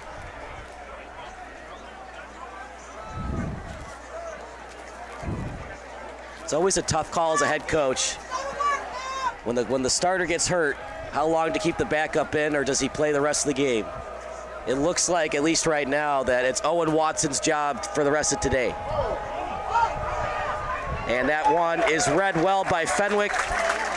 Plays like that, partner, on that jet sweep, it's got to be in rhythm. When you lose the ball, even for a split second, gives the DN chance to get back up and get penetration. It does. I mean, it's, we saw it last night. We're seeing it today, that jet sweep. And you just, the defenses are reading it real well. The jet sweeps are not getting the yardage that the offenses think they're going to get, so they need to switch to it. Ball near midfield at the 49.5-yard line. Good snap. In the pocket is Watson. Terrible throw. Yeah, that was a bad throw.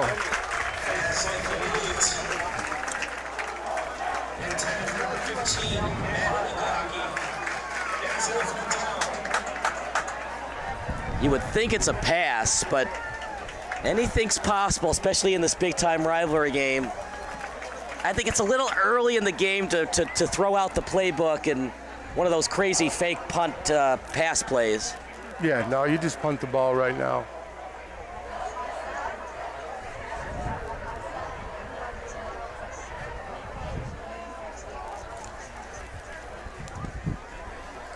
Good snap.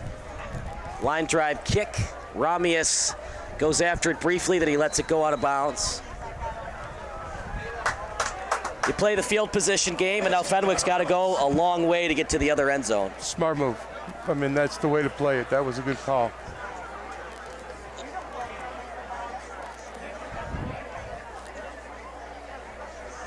Anything you've seen from OPRF that you'd like for them to work on, not just for the rest of this game, but going forward in the season? Well, you know, they need to work a little bit more. They like to run that outside run, and they're just not getting the blocking. So if they want to keep running that, they've got to be able to shore up the blocking on the outside. Their inside run is very well. Throwing the ball, they've done pretty well, too. The quarterback's got some nice throws. 1st and 10 and more, helmet falls off. He has to come out for at least a play. Coming out will be Khalil Nichols. Are you surprised that neither team is doing kind of a hurry-up offense to try to get the defense guessing a little bit? No, you know, they're either going to run that. That's either their offense, the way they run it, or not. They're not going to run a 2-minute drill now. If they run a no huddle, if that's their base offense, then that's what they're going to run. But otherwise, it's way too early to start running a hurry-up offense. I know what you're saying, try and catch the defense right, off confuse base. them. Maybe you catch them at a spot where they're substituting. It really doesn't work as much. The only thing it prevents the defense from substituting. As we have an injury, too, on the play, flag. Shaken up is Fenwick's Avion Brown, who, according to our stat crew technician, Sean Mitchell, had over 100 receiving yards in that first half alone.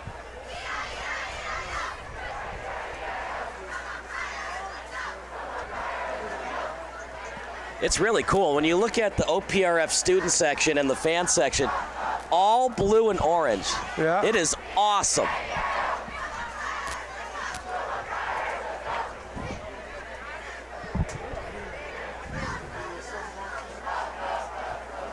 He had a lot of time to throw, waiting for the call. They're signaling Oak Park right now. Usually, Ted, on a play like that, it's usually a hold against the offensive line, but especially when the quarterback has all the time to throw like he did.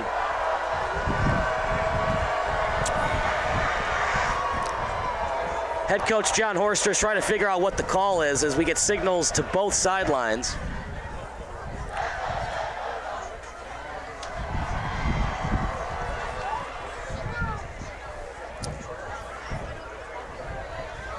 As of now, we've got 2nd and 8 to 31.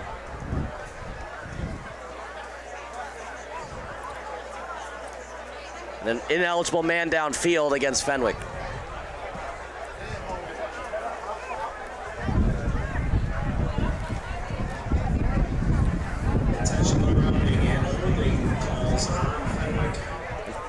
Do you agree with that intentional grounding? It looked like he had an intended receiver. Yeah, I didn't. I don't know. That's a judgment call. I didn't see it was intentional grounding to me, but shotgun in the pocket is Hill. Looks to the sideline and Ramius overthrown. As it's 3rd and long coming up for the Friars. Gotta be safe here, partner. Cannot throw a pick. No. If he's not open, just throw it out of bounds. Throw it out of bounds, and if nothing else, you punt the ball and get the field position back. The score.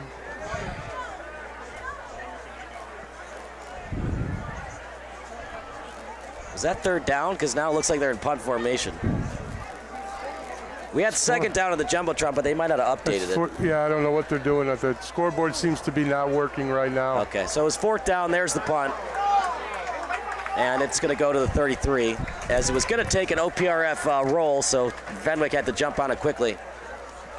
Fun game. 1-point deficit for it's a good game. It's a real good game. OPRF.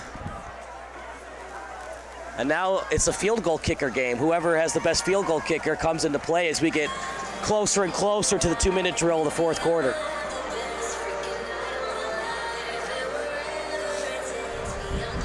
We'll take a quick break. You're watching the Huskies against the Friars here on SBS.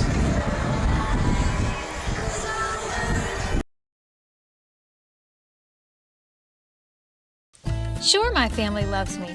They bought me this sweet new collar. My dog bowl is always full.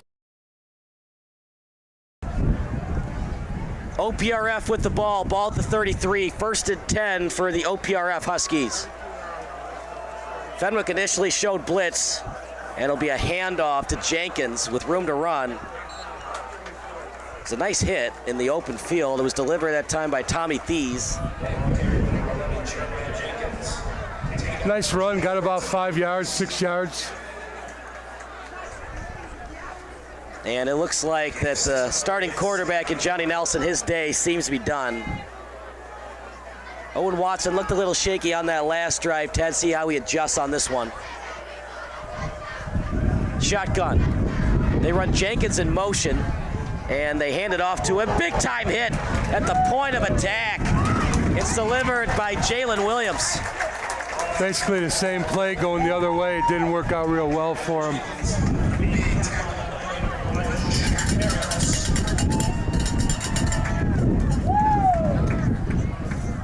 Third and 3, another injury.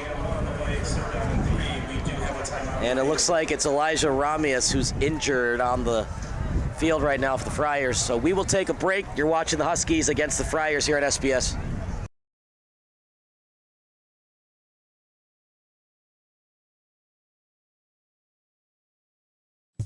Are you looking for some good food after a Fenwick football game? Then head on over to O'Sullivan's Public House. Located on Madison Street in Forest Park, O'Sullivan's Public House has daily drink specials alongside a year-round beer garden. Open daily from 11 a.m. to 1 a.m. O'Sullivan's PH offers dinner until 10 p.m. Even cooler, O'Sullivan's offers a late-night menu until 11:30 p.m. on Fridays and Saturdays. On the weeknights, O'Sullivan's has a late-night menu until 11 p.m. And for the fall season. Back to the action at beautiful Triton College, 3rd and 3. Owen Watson, the backup, in for the injured Johnny Nelson. Fenwick shows blitz. He's got a man, high throw. Ooh. It's going to be interesting where they spot this. It was completed that time to Mikey Bila here. The throw was a little high. Good catch by the receiver. He paid the price for it, though. I agree. It looked like where he originally caught it, he was at the first down marker.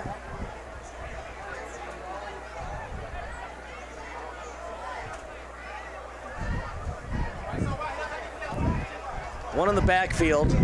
Only one wide receiver to the right. Clean pocket for Watson. He scans downfield, and it's blocked. Good deflection that time by Nate Marshall, the D lineman. There's great pressure by Fenwick's defense. There's no question about it. They're getting the pressure that they need.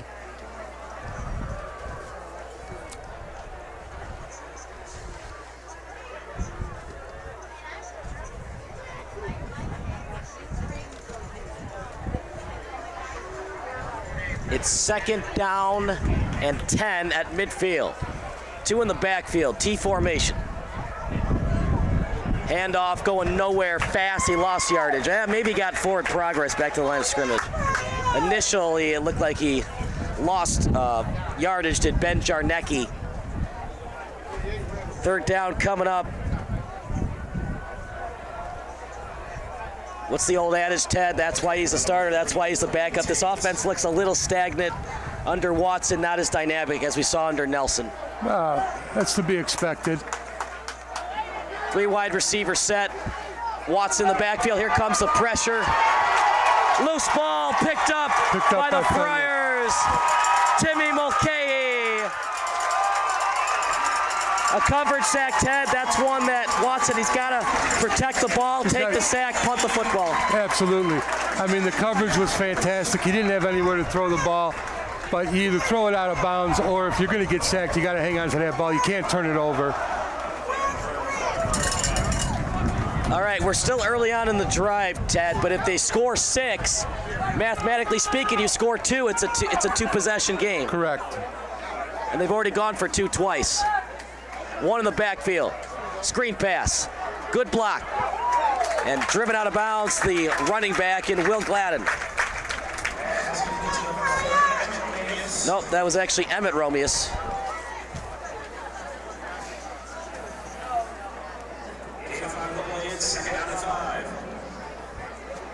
2nd and 5, ball at the 22. Up the middle with it.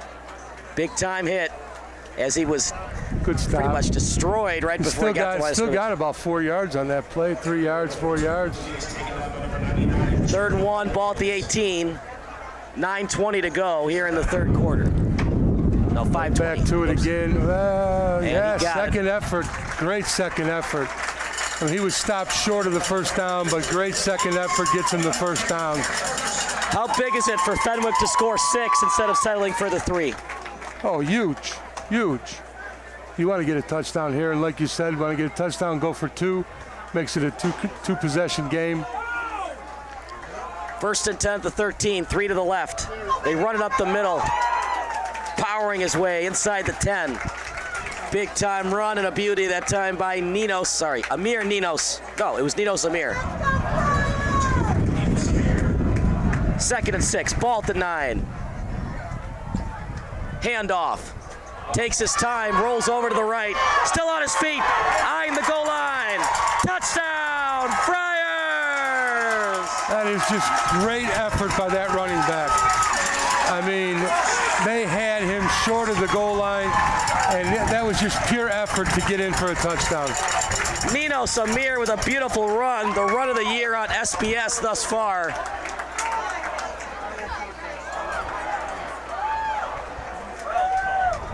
Still doesn't look like a field goal formation yet. Yeah, this is it's a different field goal formation. It's 3rd time was not the charm. They're going to kick the PAT this time.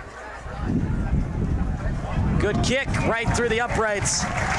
21-13 Fenwick as we go to break here on SBS.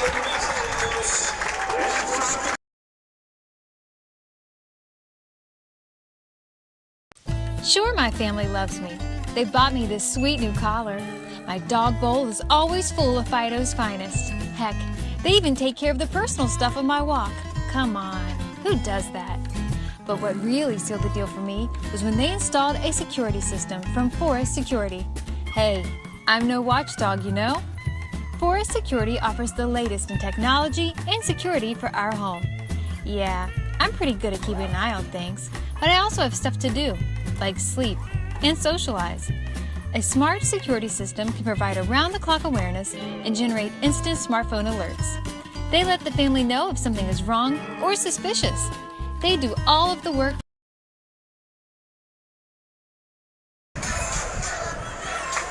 .434 remaining in the 3rd quarter. It's 21-13 Fenwick. The team who won the state title a couple of years ago. They look pretty good today, partner. Oak Park has a test ahead of them if they're going to win this ball game. Yeah, they just they got to get back to doing what they do best. Oak Park picks it up. Goes east and west with it. Not a good decision as Fenwick read it all the way. And he ran away from his coverage. I mean, that return was designed to go the other way, and he ran away from his coverage, so he was all on his own on that one. So we've seen that twice today, that little squib kick. Yeah. Is that by design where it's hard to catch? Could be, yeah. That could be what they're trying to do. And the first inclination is, I'll just let it go to bounce so we get the ball to 40. But when it takes that weird kind of spin, sometimes it just dies on the turf like we saw early in the first half. Right, exactly. 4:24 on the clock. 1st and 10 at the 22.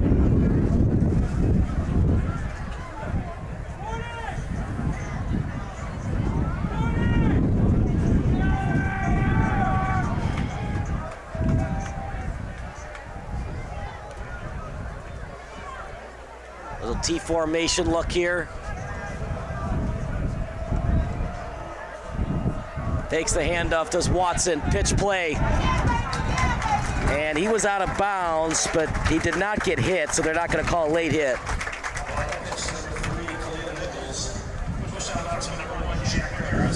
Fenwick's defense is playing well. Their coverage is good. Oak Park needs to come up with an answer.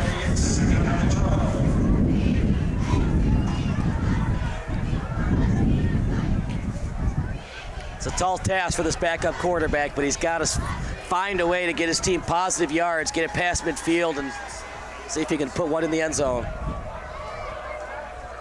Shotgun, rolls to the right. Floppy pass. Incomplete. That one's on the quarterback, Ted. You got to complete that ball. Absolutely. The receiver was wide open. He just overthrew the ball, threw it too high. You think his confidence is shaking a little bit? Yeah, I think he's a little rattled back there. He doesn't look as poised as he should.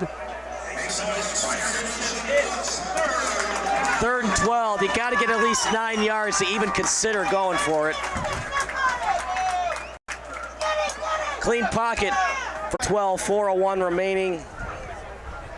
Right now it's pouring right now for OPRF. Started off okay this game, but it's been a bad 3rd quarter. And got to find a way to keep him out of the end zone on defense. Yeah, yep. Fenwick definitely has the momentum right now. Is this the time you consider a fake punt? Not this, no. Almost blocked. Wow, that was a bad punt. It might as well have. All right, well, here we go. Oak Park. They got trouble coming their way right now. Fenwick, even if they get a field goal, they're up 2 scores. And they gave him a short field, so this ought to be interesting to see what Fenwick dials up right now. If you're the coaching staff for Fenwick, Merrick Hill, he's an athletic quarterback. Would you like to see some design quarterback runs, get him outside the pocket, see what he can do outside the pocket? Yeah, I mean, it would be nice to see that, but then again, you got to do what's comfortable for him within their offense. Now, that one didn't work real well. I think we might have a lost child. Mirko Jaksic. Oh, never mind. Another memory, 708 area code. 2013 Fenwick playoff against Ignatius. Dildo and the state championship game in 2021. Willie's 200 rushing yards. Shotgun. Ooh. Little behind him. Yeah, that was a bad throw in the quarterback. Wasn't in the hands though, partner, but not a good throw. 3rd and 11, you gotta get at least 5, give your kicker a chance. I think he would still attempt the field goal, Ted, because the field goal is huge, gives you a 2-score lead. Gotta get at least 5 yards. If they don't, you gotta try a field goal, see where they end up here. Clean pocket, scans downfield. Intercepted. And I believe he was brought down at the 1-yard line. Let's see where they spot it. Interception. Yeah, not a good decision. If it's incomplete, it would have been a 41-yard field goal attempt. Sorry, 43-yard. So that's not a chip shot, especially in high school football either. So that's basically a punt. But you don't want to give away possessions either. I don't know. I could almost understand what the quarterback's thinking there. Because if it's intercepted, he's tackled at the 1-yard line. OPRF has to go 99 yards to tie the game. I don't know if the quarterback was exactly thinking that, but it turned out to be as good as a punt there. But then again, you took it away from your field goal kicker to attempt a field goal. Right. I don't know how. I thought he was brought down at the 1. This is a break for OPRF. I thought that was an interception on the 1-yard line. They must have thought it was a touchback.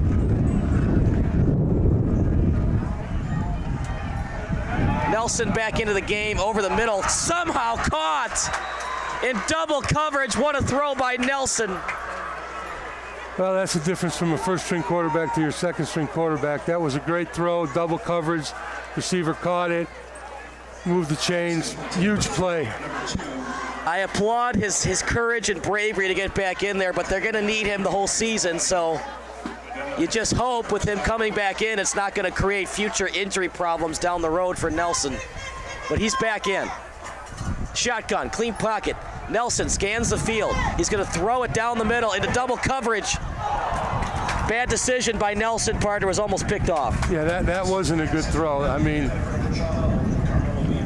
you can't keep throwing into double coverage. Eventually that's going to bite you. You know, it's going to come back to hurt you bad. So Still don't understand why it wasn't spotted at the 1 yard line. He finished in the end zone, but it looked like the tackle was made at the 1.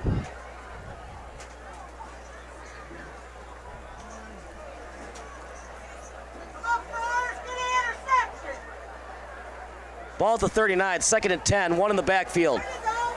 He's going to throw it over to his receiver, and it's caught that time by Riley Micah. 3rd and manageable coming up.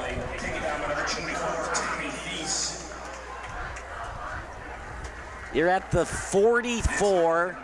What do you think, Ted? If you get 3 or more yards, do you go for it? No, even if you get 3 more yards, you just punt the ball, pin Fenwick deep. See if Fenwick blitzes here. They showed it initially. Yes, they will blitz. Fakes the pass, rolling outside the pocket. Big throw and a completion by Nelson over to Micah. That'll move the chains. Nice play. How big was that block PAT? Even if you score, you still got to get the 2-point conversion to tie the game. Yeah, I mean, we've said it a million times. That was a huge, huge blocked PAT. Special teams, you don't think they impact the game, but they impact the game just as much as offense and defense. 1st and 10, ball at the 46. Jenkins back into the game. They roll him over to the left. 2 receivers to the right, 2 to the left, 1 in the backfield. Nelson, delayed snap, over to Micah. He's wide open, and he's tackled at the 30-yard line.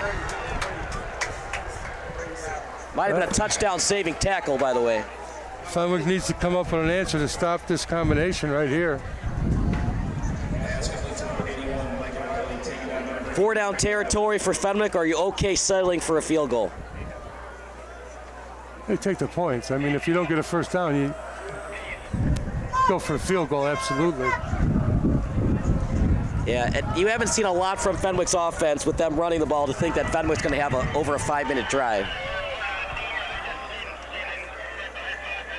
OPRF with it. Back and forth, we've gone all day.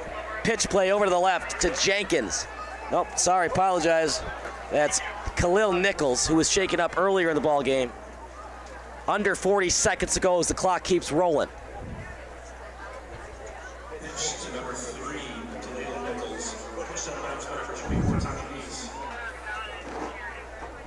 Only time that OPRF led was when it was 7-6.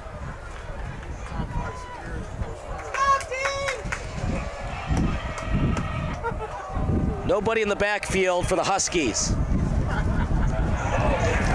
And a little flick pass that time by Nelson went nowhere. Nope, Fenwick read that one real well. Coverage was right there, great tackle. Shut that play down right away. That does it for the quarter. We'll take a break. Who will win the Battle of Oak Park? Fenwick or OPRF? Right now it's Fenwick leading by 8 here on SBS, a broadcasting network for everyone. Are you looking for some good food after a Fenwick football game? Then head on over to O'Sullivan's Public House.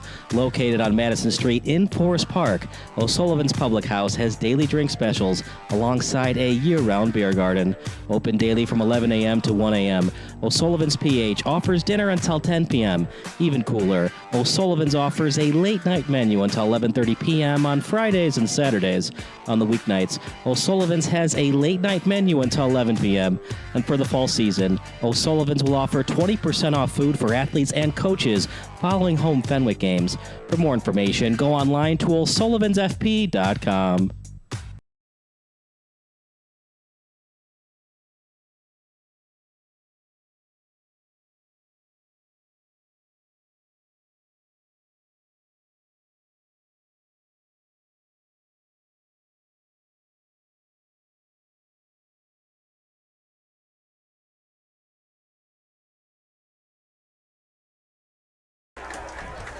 Back to the action at beautiful Triton College. I'm Kyle Smith alongside Ted Brom. 21-13 in favor of the Friars. 3rd and 8 at the 28. Sorry, 3rd and 8 for the Huskies. They're both from Oak Park, so I keep getting confused.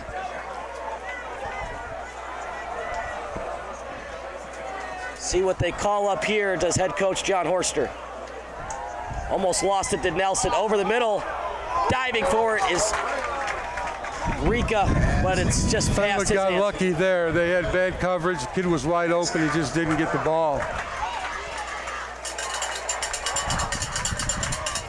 I think you go for it. There's a flag, too. It's against Oak. Well, if the flag's on Oak Park, then you have to punt. But they're going to decline it because it's a holding.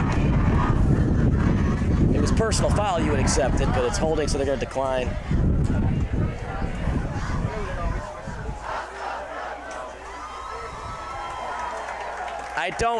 Well, they looked like they were going to go for it, then Nelson goes back to the bench.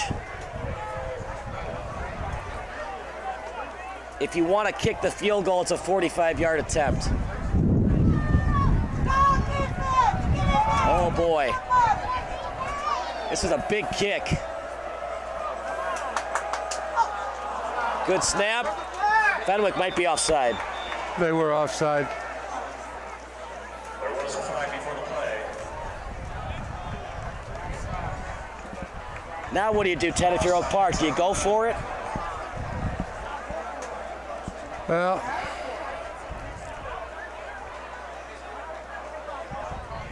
the kick was way off.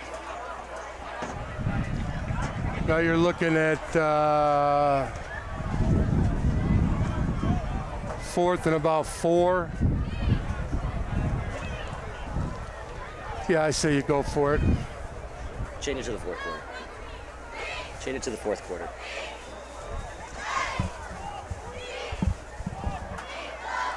They're talking it over. If you don't get it, Fenwick has to go a long way the other way to score. And then Nelson can barely walk right now.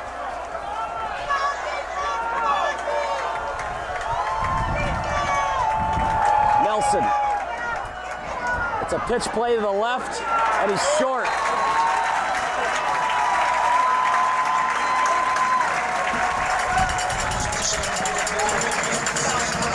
Interesting play call, but the problem with East and West, it takes long for that play to develop, and Fenwick had enough speed at the cornerback position to make the open field tackle. Yeah, no question.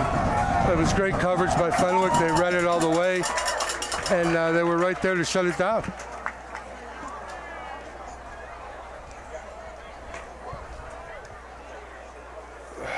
You can understand why they went for it. Even if you kick the field goal, you're still down a touchdown deficit. The field goal really wouldn't have helped you that much. No. Shotgun, they hand it up the middle, trying to break through a tackle.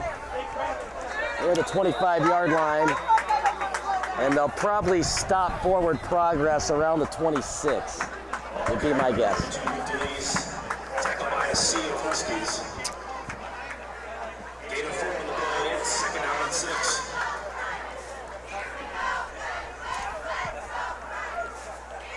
Don't go anywhere. The post-game show brought to you by SBS. Coming up next. Over the middle, wide open. As it's completed that time to TJ Smith. TJ Smith. That's all they need to do right now is just keep getting them little plays, move the chains. 708 texter, Luke Scholl's 50-yard throw as that's a screen pass over to the left. Still on his feet. Tightening the rope. Great job on the balance beam was Andrew Bajorson.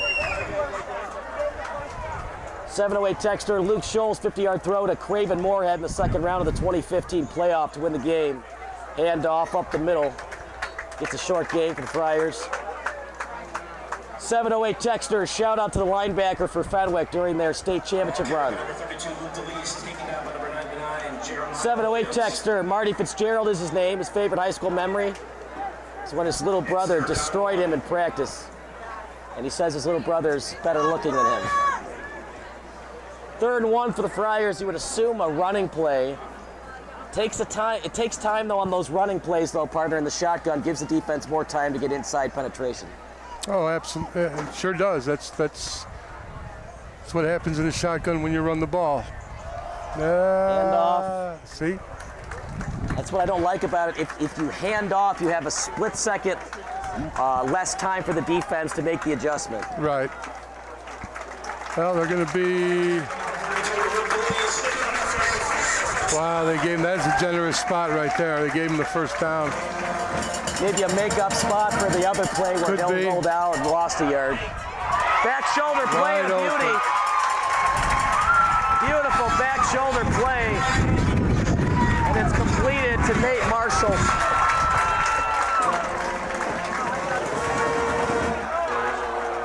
In the shotgun, 3 to the right, 1 to the left. 1 in the backfield. Clean pocket for Hill. He scans the field over to the left, completed. Another big completion to Marshall. Basically the same play back to back. That's going to be again to number 9, Nate Marshall. Friars.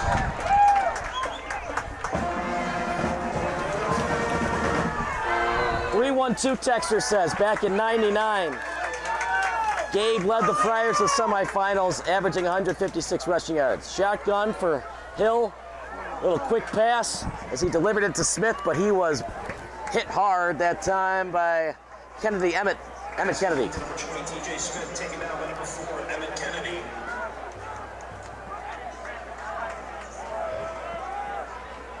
Second and 10 to 24. If you're Fenwick here, do you want to be a little conservative? The field goal pretty much puts this game out of reach.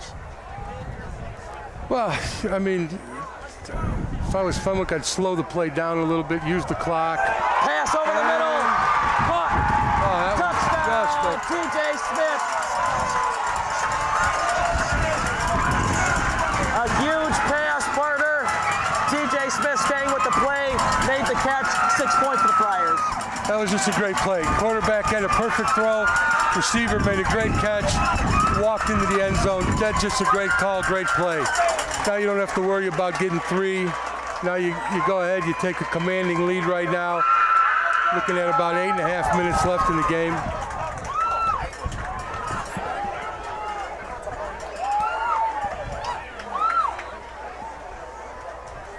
You ever seen a play like this where they look like they're going to shotgun it, then they do the field goal?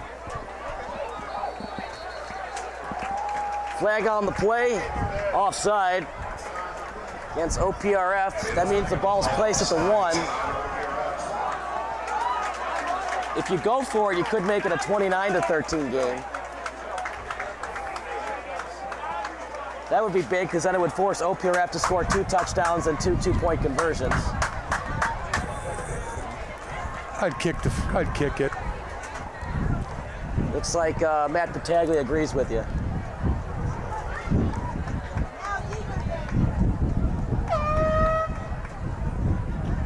Good snap, good hold. The kick blocked. Blocked. Maybe Matt shouldn't have agreed with you. Well, I'll tell you, there's been more blocked kicks in this game. So why are there these block kicks if the ball's just too low to the D end and they're able to block it? Well, the kick is low, but it starts up front. The line's not blocking. They're letting the pressure come in. So, I mean, that's we've seen what, 2 or 3 of them today. So we'll take a break. It's the Huskies 13 and the Friars 27 here on SBS.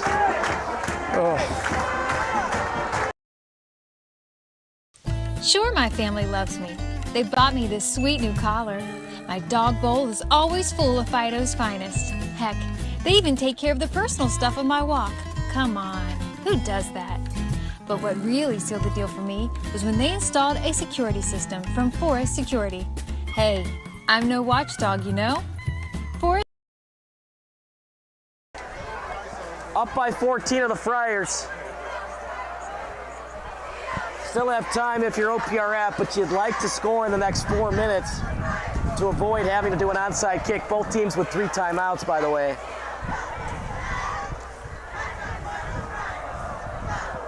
Ball fell off the tee. Kicking for the Friars will be their place kicker, Luis Avalos.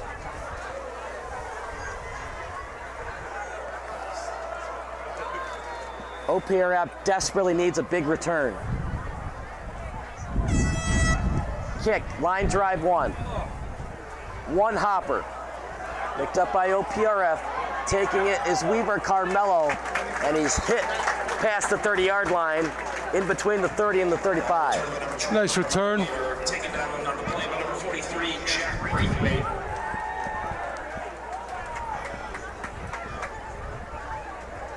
So both teams will talk it over. What do you want to do if you're Fenwick? A little Tampa 2, cover 2 action, force everything in front of you? I would never run Tampa 2. I can't stand it. So I guess you weren't a big fan of the Bears during the Lovie Smith Tampa 2? Not at all. Not at all. I know that I sat and listened to Tony Dungy at a clinic and I fell asleep. And that is, it's just to me, it's a prevent defense. I'm not a, nah. You got to admit, though, it can be successful. You'll never hear them words come out of my mouth, ever. So you a cover 3 guy? I play a lot. Cover 3, quarter halves. Well, I mean, we play, we'll disguise and roll into different things, but very rarely will we play the Tampa 2. We'll go into some cover 2, but never the Tampa 2. Pass incomplete, intended for number 11, Jeremiah Jenkins. It's now second down. What do you think of Nelson coming back in? Do you admire the bravery, or just, are you like, he just doesn't have it right now? He's just not 100%. Well, he may not be 100%, but he's given him a better chance than the second string right now. I'm not saying the second string was bad. He just, he's not at this level yet. So when you're down, I mean, that's the game of football. It's physical. Sometimes you got to play. Let's see what they call. I thought it hurt at the turf, and the ref agrees. Pass is ruled incomplete. And that's a big call, Ted, because if that's a pick, the game is essentially over. Yeah. Yeah, because that would have gave Fenwick the ball about the 44-yard line, so huge call. 708 texter Pat Durkin is his name. His favorite memory was watching Ryan Martin and Jack Gooch dominate the Friars in the Crosstown Classic last year. Shotgun formation for Nelson. He scans the field over the middle. Triple coverage, not even close to a completion. They got a flag on the play. Looks like it's going to be roughing the quarterback. There is a flag on the play.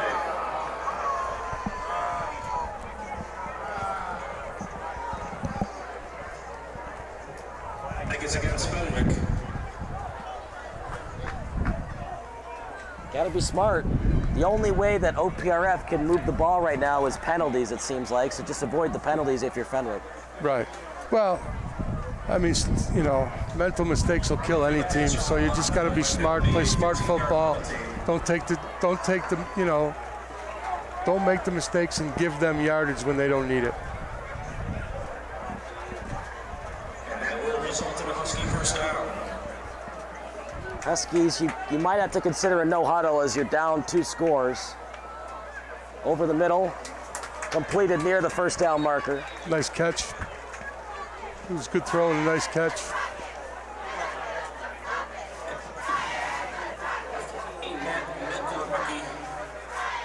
.708 texter says, awesome memory. Lucas Garcia intercepted star receiver Dennis Moore to win the '87 Prep Bowl championship.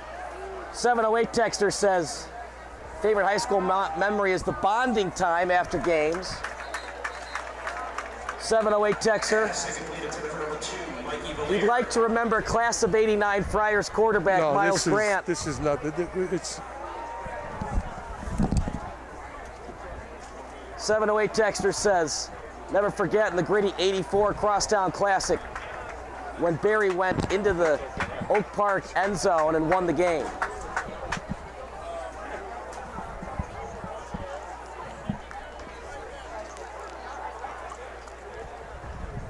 Come on. 708 texter says, never mind. All FCC regulations do apply on these text, by the way, guys. There are some texts that I unfortunately cannot read on the air. 2nd and 7. My goodness, a lot's happening right now.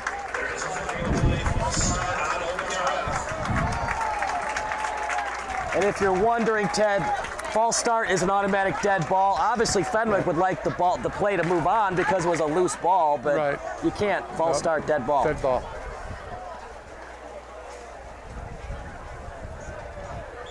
So 3rd and 12, ball at the 46. Got to get at least 8 to consider going for it. Over the middle, double coverage. Went for the ball. He didn't tackle the receiver, so no DPI. Remember, OPRF still has 3 timeouts, Ted, so you could still punt. Oh yeah. And hope for the best on defense. If you don't get a first down, you have to punt. There's no question about it. Field position. You can't give Fenwick the ball on the 40-yard line. So they originally had 3rd and 12, but that might have been 2nd and 12. All right, so it's 3rd down now. We've had some issues with that Jumbotron today. 3rd and 12. Big hit. Clobbered at the first down marker. See where they spot the ball. It should be a first down. It's a great catch. No, they're going to give him short. They're going to make it 4th and inches. And that's a killer for the Huskies, partner, because the first down would stop the clock, giving them extra time to set up their offense. Well, they're going to get the clock stopped now due to injury. Yeah. But he's got to come out of the play. He's got to come out of the game for at least a play now. That was a great catch. Great catch. It was a great hit. And if he's under concussion protocol, he's got to be, fixed under the tent. We'll stick with the action. 7:32 remaining in the 4th quarter. Down by 2 scores are the OPRF Huskies. They look good in the first half, partner. What went wrong for the Huskies in the second half thus far? It's just mental mistakes. Just mental mistakes. I mean, they're playing hard. They're just not getting the breaks. Turnovers. Dropped balls. Interceptions. I mean, that's just. Now they're behind, so now you can see they're chasing. They're trying to force things.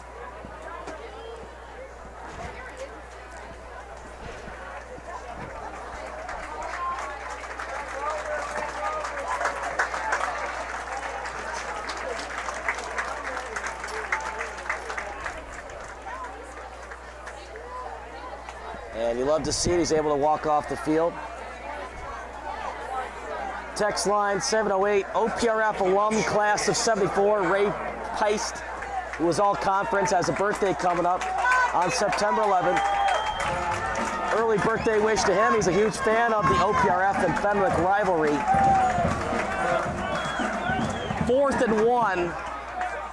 And shotgun, partner. Those running plays take longer on shotgun plays. Pitch play to the left. Fenwick read it all the way, and they're not going to get it. Great coverage by Fenwick. Great coverage.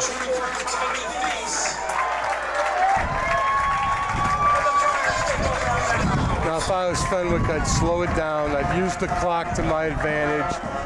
I'd try and run the ball and eat up the clock as much as possible.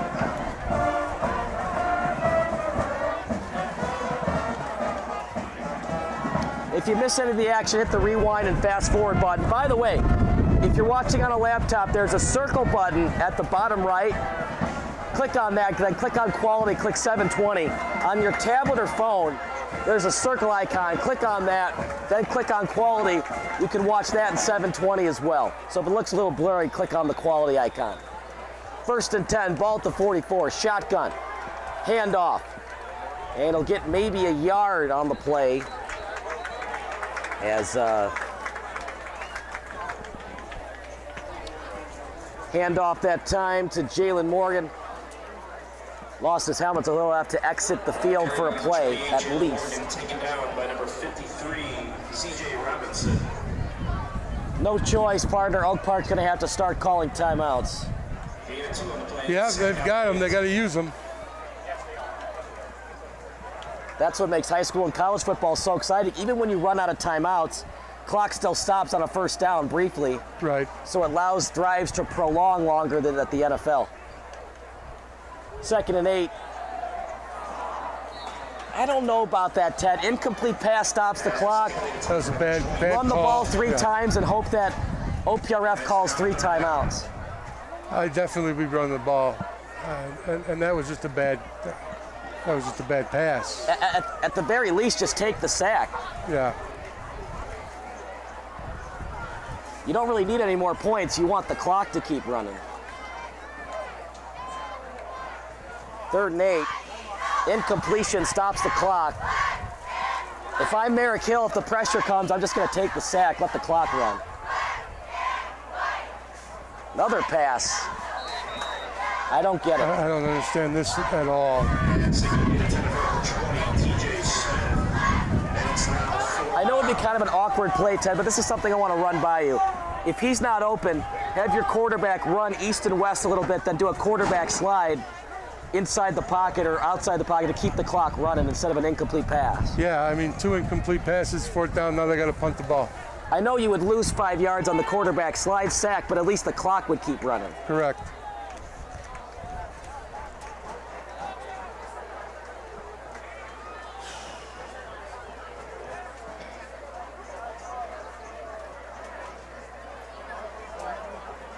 Now you gotta hope you get a good punt. Remember, nothing's guaranteed in the punting game at the IHSA level.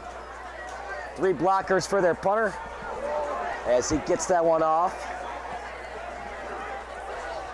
It'll take a Fenwick roll, and inside the 30 goes the ball. Well, let's see what Oak Park's offense can do here.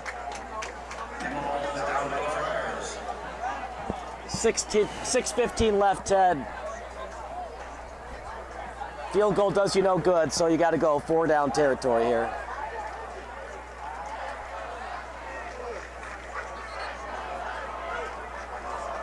And that block PAT by Oak Park earlier helps out the Huskies because now they do not have to go for 2 on either touchdown, theoretically speaking, if they score 2 touchdowns. And there's plenty of time. I mean, there's plenty of time to get 2 touchdowns, but they got to be able to move the ball. So we'll see what their offense can do right now. With all your timeouts left, if you score in the next 3 or 4 minutes, you do not have to do an onside kick. Pass to the left, 1st down and more for the Huskies. And that's why I didn't like that incomplete pass. There would have been under 5 minutes left instead of over 6 right now. 2 incomplete passes, that was not good play calling. I don't know what they were thinking. Pass complete to number 15, Matt Nikolaki. Good enough for a Husky first down. If you're Fenwick on defense, do you stay aggressive or be a little conservative, keep them in bounds? You just keep playing your D. You don't get passive on it. You don't get conservative. You just keep going after them, doing what you're doing defensively. You're down 2 scores. You got all 3 timeouts. Would you consider running the ball a couple of times to get Fenwick off balance? They have plenty of time to run the ball. They were doing it very well, so. 2nd and 10, but like Ted said, it's not exactly an absolute passing down here. They're gonna pass it though. Nelson over the middle, intercepted. He's calling it incomplete. Oof. I don't know, did you see that ball hit the ground? I did not. That one was a little questionable.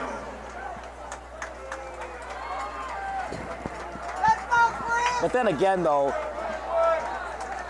it's hard to make a catch like that when you're sitting down. So.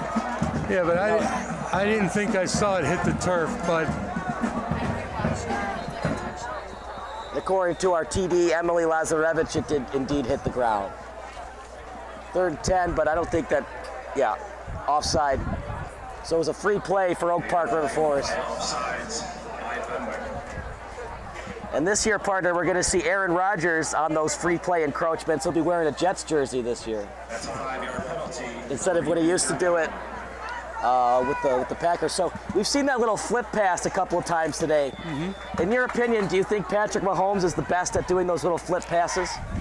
He's very good at it. I mean, there's a lot of quarterbacks that are good at it, but he is very good at it. 3rd and 5, ball at the 46.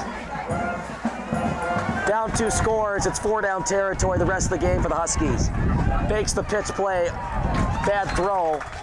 Even if he had completed it though, partner, probably would have been a tackle behind the line of scrimmage anyways. Yeah.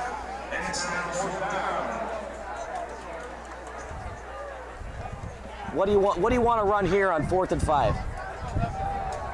Whatever play in my playbook thinks I can get me 5 yards. I mean, to me, you got to look at something towards the sideline where you can catch it and get out of bounds. Maybe a back shoulder play?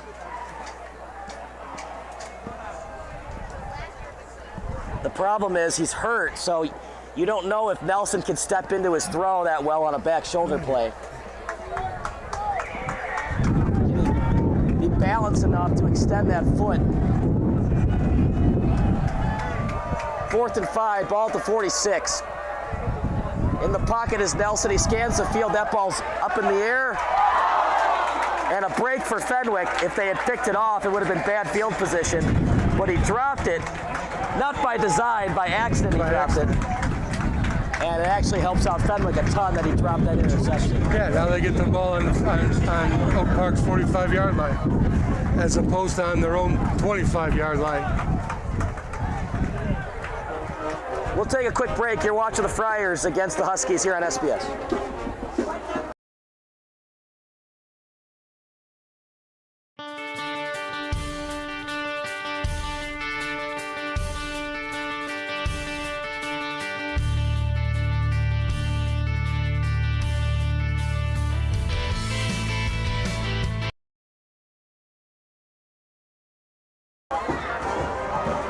First and 10 at the 41. OPRF is in a whole bunch of trouble right now, partner. Let's see how they adjust on defense. Handoff. And Fenwick will go right up the middle with it. Going forward, Oak Park, one man makes the tackle, the other guy tries to punch it out. Yes, got to try and strip the ball out now. And Fenwick, if you're Fenwick, you just run the ball and protect it. Now we got an injury which is going to stop the clock, which doesn't help any. Oak Park calls timeout, their first timeout. We'll take another break. You're watching SBS, a broadcasting network for everyone. Sorry, run O'Sullivan's. Are you looking for some good food after a Fenwick football game? Get rid of the, no, the Public House has daily drink specials alongside a year-round beer garden. Open daily from 11 a.m. to 1 a.m. O'Sullivan's PH offers dinner until 10 p.m. Even cooler, O'Sullivan's offers a late-night menu until 11:30 p.m. on Fridays and Saturdays. On the weeknights, O'Sullivan's has a late-night menu until 11 p.m. And for the fall season, O'Sullivan's will offer 20% off food for athletes and coaches following home Fenwick games. For more information, go online to o'sullivansfp.com.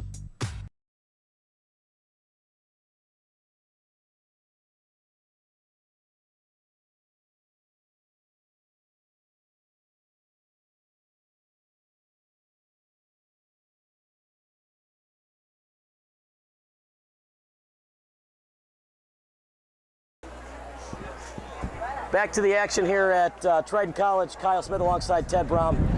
708 texter says Liam Smith, a.k.a. Jew Burner, played the championship game against Mount Carmel with a fractured foot and went on to win the game. Shout out to OPRF, alum and former running back Lee Key. 708 texter says Pat Durkin is my name.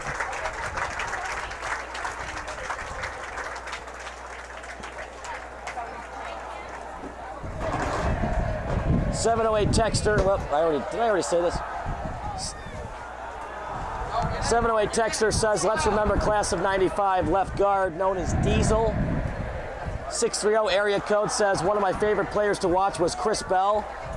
He averaged 4 sacks for Fenwick and he'd eat 4 pizzas after the game. I don't know if pizza's great for your football body, but... That's impressive, none the same. Shout out to Leonard, class of 02. He could tackle like none other. Birthday shout out to Bucky, class of 2022. Happy birthday, man. Appreciate everybody texting the text line today. A lot of Fenwick OPRF fans. Clock continues to run. It's under 5 minutes now.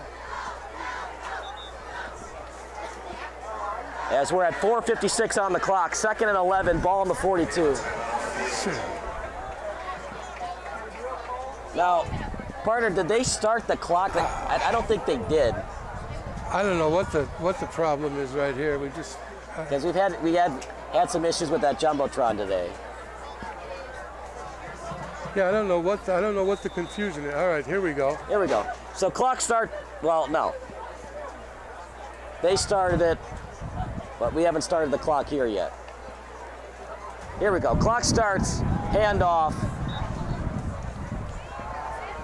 And good tackle that time by OPRF Sam Gray. And now, partner, avoid the incomplete pass at all costs. Yeah, just keep run the clock running. Yeah, just keep the clock running. That's all they need to do. Try and get a first down, keep the clock running. They got 3rd and long, but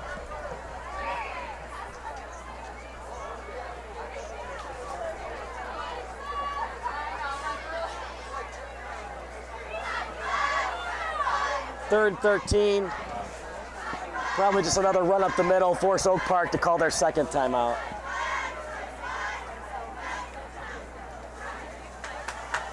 Hill outside the pocket. Don't throw it. Oh, no. Oak Park saying that it's incomplete, waiting for the official's call. I just don't understand that, partner. Was that an audible by the quarterback? I doubt that Battaglia would call for a passing play there. That was just that was bad play calling. I mean, I think it was an audible by the quarterback. I don't think Battaglia would call a passing play there in 3rd and 13. Whatever it was, not the best decision by the Fenwick quarterback in Merrick Hill. Not at all.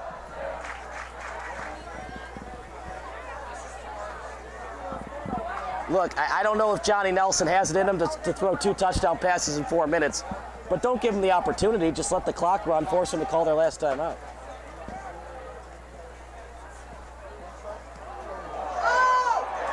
Might be running into the kicker.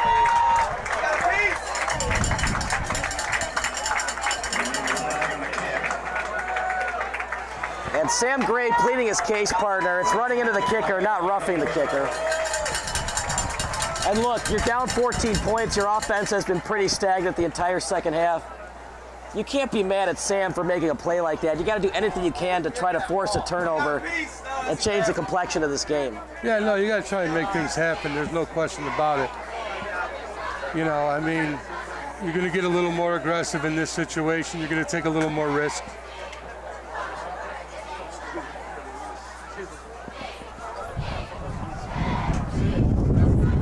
Running into the kicker is a 5-yard penalty. Roughing is 15 yards.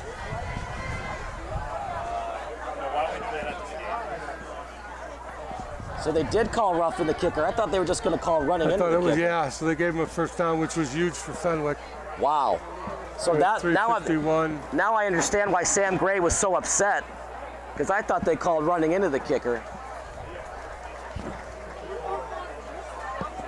Either way, I think it was a little ticky-tack on the roughing the kicker call, but you can make the argument that it was roughing the kicker. You can't be mad at Sam Gray for doing that because their offense just hasn't really done much of anything the entire second half. That's correct. That's what we were just talking about. I mean, you're going to get a little more aggressive. You're going to take some more chances at this time and situation in the game. If the score was tied and they were only down 1 touchdown, he probably would have just done a normal block attempt. Oh, when you're down 2 scores with 5 minutes left, you got to try it. 2nd and 8. Running room. 1 man to beat. Still on his feet. Inside the 10. 1st and 10 for Luke D'Elise.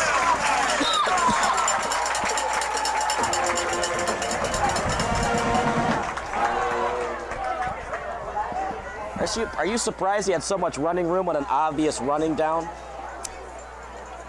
They've been running the ball well the whole game. I mean, you would think that Oak Park would have had an answer for it, but it was a great run. I mean, and you know, now you're looking at, we've got 2.5 minutes to 1st and goal. Just keep running the ball, run the clock. Shotgun. They hand it off again to D'Elise. He's still on his feet, churning those legs. At the 1 yard line, he stopped short.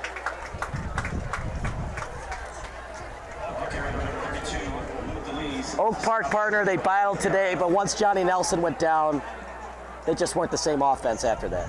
No, I mean, that definitely hindered the offense a little bit, but now he came back in and, you know, not sure really what the injury was. He doesn't look like he's 100%, but still throwing a good ball, still making good plays. It's just, you know, the second half belonged to Fenwick, that's for sure.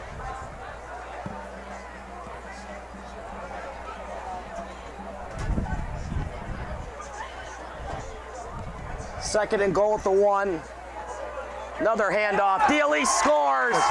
Touchdown Friars. It's now a 3-score lead for Fenwick.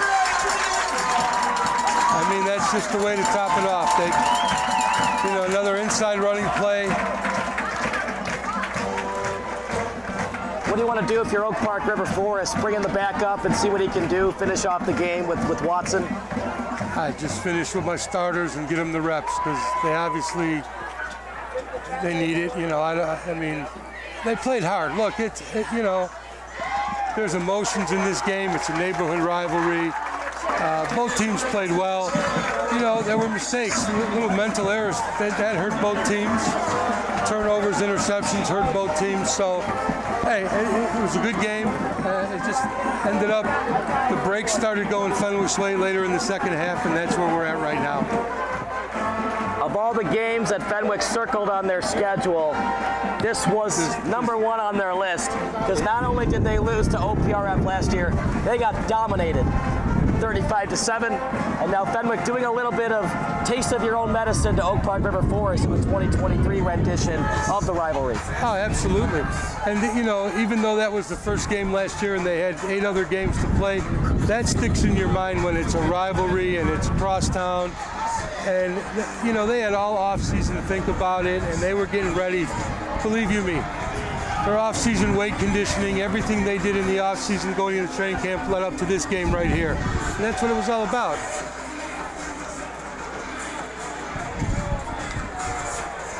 So, 630 texter says Chris Bell would eat 6 pizzas and 3 burgers after a win. 708 texter, shout out to all the Fenwick fans at the University of Illinois. Oh,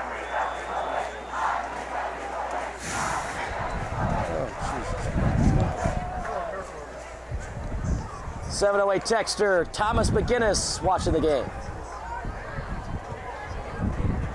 1:36 on the clock. It's Fenwick 34, OPRF 13. All Fenwick today. Kick high in the air. Picked up near the 10. And he goes east and west with it. Not going far with it is Carmelo Weaver. This is great coverage, great kickoff coverage by Fenwick. They were right there.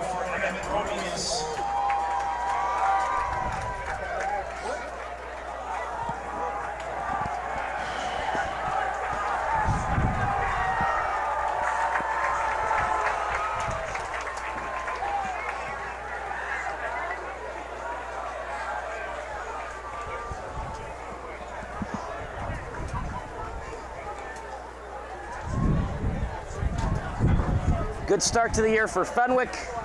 For OPRF, back to the drawing board and try to figure out how to get consistent offense going forward. Yeah. They just got to go back to practice and work on the little mistakes they made, the little mental mistakes, and clean them up. They'll be fine. They'll have a good year.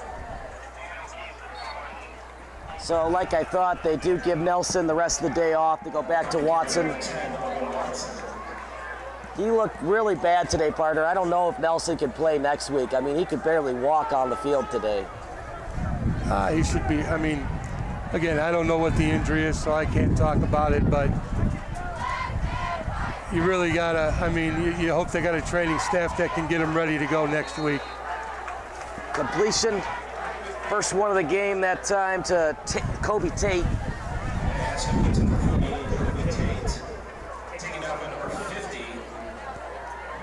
As both teams empty the benches, go to the bench players. Huskies won the rivalry game last year in dominating fashion. Fenwick, a taste of their own medicine today. Maybe next year we'll have a 1-possession final score. It could be.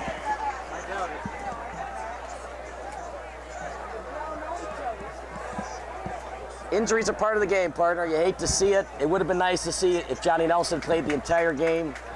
Even if Johnny Nelson was healthy, Fenwick kind of went down the field at their own leisure on this OPRF defense. And we need to give credit to this Fenwick offensive line as well. Oh, absolutely. Their offensive line played very well. They were making holes, letting the running game do its thing. So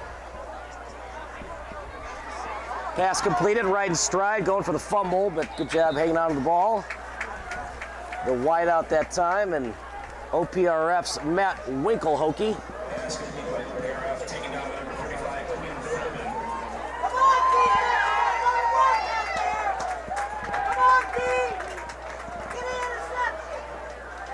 As OPRF probably has 2 more plays left in the game. Still in the pocket, Watson takes his time, a little short pass. 1st and 10 and more, and then driven out of bounds. As a little cover 2 look that time of the Friars. 8 seconds left, time for maybe 2 more plays, but probably just 1 more play. It's going to be a Fenwick win. Now we just need to find out if it's by 21 points or 14 points. Or it could be a pick 6 and Fenwick wins by 28.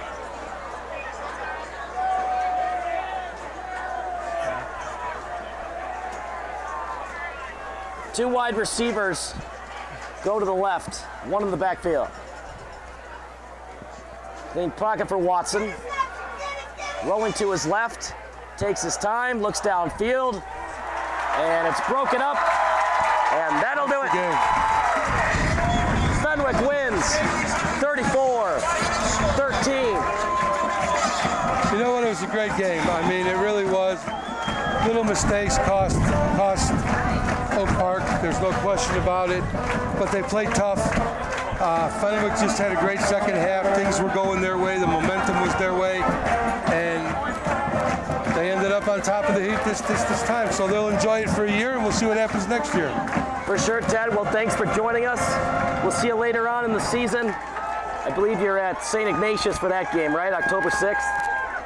It's October 6th or the 15th of September, whenever they play Marist. Oh, yeah, the 15th. You'll be back at St. Ignatius on the 15th. So we appreciate you coming out. Always good to have a Fenwick alum for the Fenwick OPRF rivalry game. Wish you all the best, and we'll see you later on in the season. Final thoughts about the win for Fenwick and a loss for Oak Park River Forest? Well, it's a great win for Fenwick. It's something for them to build on. You know, obviously they're going to be excited going into practice. Oak Park, you know, it's a tough loss, but they you know, they'll watch the film. They know what they got to work on and get rid of them mistakes for next week, and just take it one day at a time and get ready for this game is over. You know, it's a tough loss, but it's over. Now you got to move on to your next opponent and just worry about that game and take it one game at a time. That's all you got to do. They're on to Cincinnati. There you go. For our excellent crew, Sean Mitchell, Emily Lazarevich, Nick Brunetti, I'm Kyle Smith. Post-game show coming up next. Don't go anywhere. Emily will interview our Fenwick player of the game here on SBS, a broadcasting network for everyone.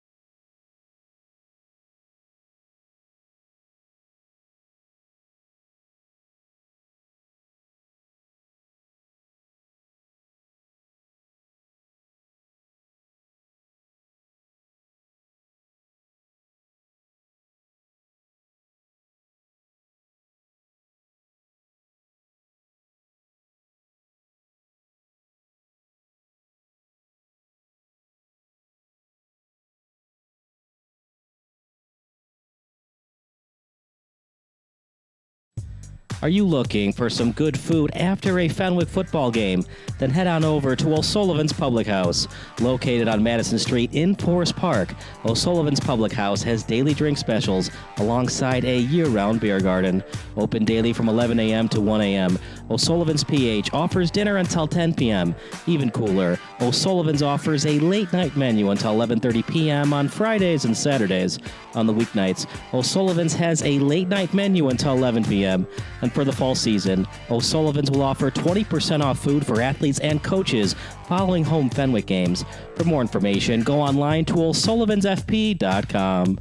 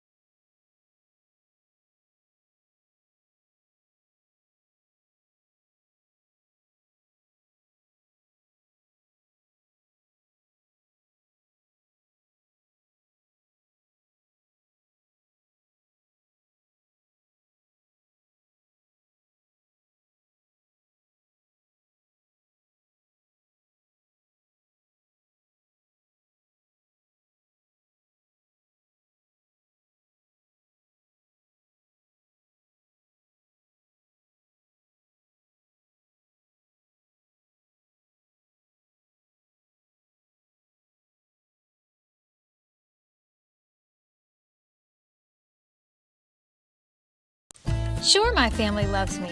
They bought me this sweet new collar. My dog bowl is always full of Fido's finest. Heck, they even take care of the personal stuff on my walk. Come on, who does that? But what really sealed the deal for me was when they installed a security system from Forest Security.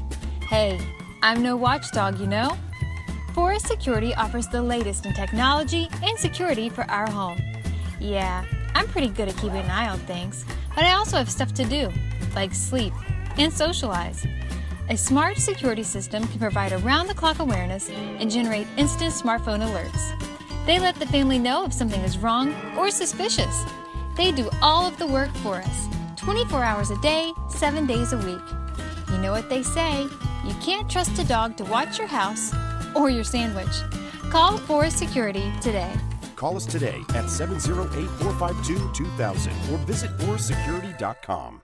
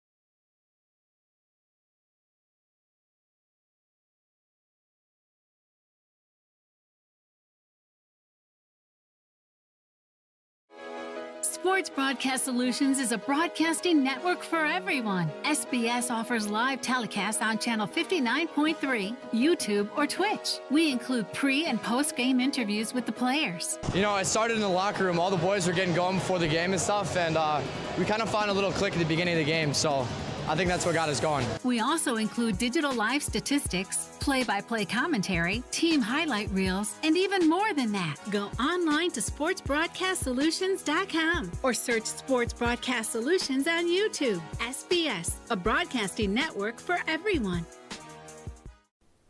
Sports Broadcast Solutions is a broadcasting network for everyone. At SBS, we offer a professional broadcasting experience for the non-professional athlete. Just like the pros, we offer everything for you. Play-by-play commentary. A no-hitter at Kane County Stadium. 15 strikeouts, 1 walk, 1 error, and that's it. Color commentary, highlight reels, recruiting videos, and much, much more. Unlike our competitors, we zoom in on the action and always have a live scoreboard with a live time code. If you're ready to have your next sporting event feel like CBS Sports, then make sure to call Sports Broadcast Solutions today.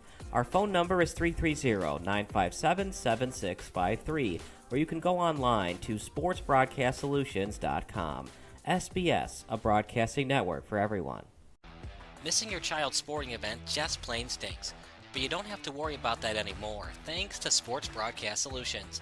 SBS is a live broadcasting network, as well as covering your on-demand needs, recruiting videos, highlight reels, and much, much more. We can broadcast live to any website, and we also post as much on-demand content as you need. For more information about SBS, check out our website at sportsbroadcastsolutions.com. Sports Broadcast Solutions, a broadcasting network for everyone. Sports Broadcast Solutions is a broadcasting network for everyone. Let SBS broadcast your sporting event. We have experience and can generate excitement and permanent digital memories for your team. Tonight. That time, finally a goal for the Stampede! We have professional videographers using high-definition modern-day cameras, color analysts, and play-by-play announcers with state-of-the-art, classy graphical scoreboards to keep you updated. Plus, we have commercials to advertise your team, club, or sponsor, and us. Plus, we do pregame and postgame interviews. Hi, everybody, and welcome to the postgame show brought to you by Marion Central Catholic. My name's Kyle Smith, but my name doesn't matter. These young ladies matter. It's senior night as the Hurricanes win a battle down the stretch, 48-46. Hi, I'm Carrie Kramer. I swim 50 breast, 50 free, and 100 back. Whatever your sports broadcast needs, we are at sportsbroadcastsolutions.com. Check us out and become part of the digital sporting world. Sports Broadcast Solutions is a broadcasting network for everyone. Instead of spending hundreds or thousands with all these college recruiting sites, let us put together your college highlight reel. For just a fraction of your potential college scholarship and significantly less than these recruiting services, we got this. In addition, we put together highlight reels for teams, including high school, your club team, or travel team. My teammate gave me a great pass, and I just took it. The other team slashed me, took the opportunity, saw where the goalie was weak, and I just shot it there. Solon, O'Connor, and Marsh back on defense. And Marsh gets a blowout. We got a breakaway at 2-0. A shot, and a goal! So 3-3. The power play was officially over. Whatever your sports broadcast needs, check us out at sportsbroadcastsolutions.com. Check us out and become part of the digital world. Sports Broadcast Solutions is a broadcasting network for everyone. For those of you who would like to broadcast or live stream your event, or maybe make a highlight tape, but would like a sponsor to fund the event, SBS has a myriad of ways to advertise your sponsor during our broadcasts. We have commercials. We have on-air reads by the announcers. Albatross Physical Therapy and Wellness specializes in pain-free. We have graphics, and we have watermarks. Finally, Sports Broadcast Solutions can create a commercial for you or your sponsor. Whatever your sports broadcast needs, we are at sportsbroadcastsolutions.com. Check us out and become part of the digital sporting world. Sports Broadcast Solutions is a broadcasting network for everyone. For those of you that just want raw footage of your sporting event, but no play-by-play or color commentary, you just need us to live stream video from the event over the internet. We will live stream your event on YouTube on our Sports Broadcast Solutions channel. In addition, We also have a dedicated channel on YouTube for live streaming at SBS Livestream. And if you need multiple channels, we can utilize Facebook Livestream and Instagram Live on our channel as well. Options include commercials from your sponsors, professional scoreboard graphics are still available, and of course, yes, pre- and post-game interviews are available as an option if you want. We've been working really hard this whole summer and stuff. Whatever your sports broadcast needs, we are at sportsbroadcastsolutions.com. Check us out and become part of the digital sporting world. Sports Broadcast Solutions is a broadcasting network for everyone. We broadcast sporting events for people of all ages, including adult leagues, high school leagues, and kids. Complete with professional-looking graphics, broadcasters, color analysis, and commercials. We do pre- and post-game interviews with the players. In addition, Sports Broadcast Solutions does highlight films, including college recruiting reels, highlight films you'd see on sports news programs, and just simply highlight films for fun. Sports Broadcast Solutions also provides raw footage and live streams if you'd like. Subscribe to us and listen to our professional talk videos about relevant topics in the pro and college ranks. Whatever your sports broadcast needs, contact us at sportsbroadcastsolutions.com and become part of the digital world. This is Sports Broadcast Solutions, a broadcasting network for everyone. Check us out at sportsbroadcastsolutions.com and become part of the digital sporting world.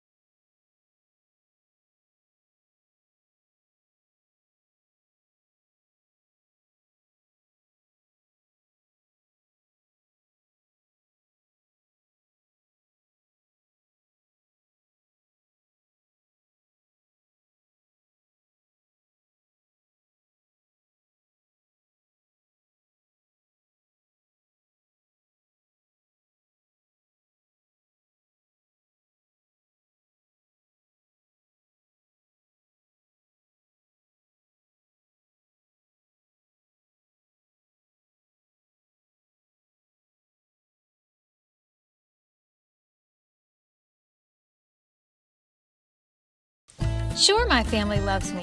They bought me this sweet new collar. My dog bowl is always full of Fido's finest. Heck, they even take care of the personal stuff on my walk. Come on, who does that? But what really sealed the deal for me was when they installed a security system from Forest Security. Hey, I'm no watchdog, you know? Forest Security offers the latest in technology and security for our home. Yeah, I'm pretty good at keeping an eye on things, but I also have stuff to do, like sleep and socialize. A smart security system can provide around-the-clock awareness and generate instant smartphone alerts.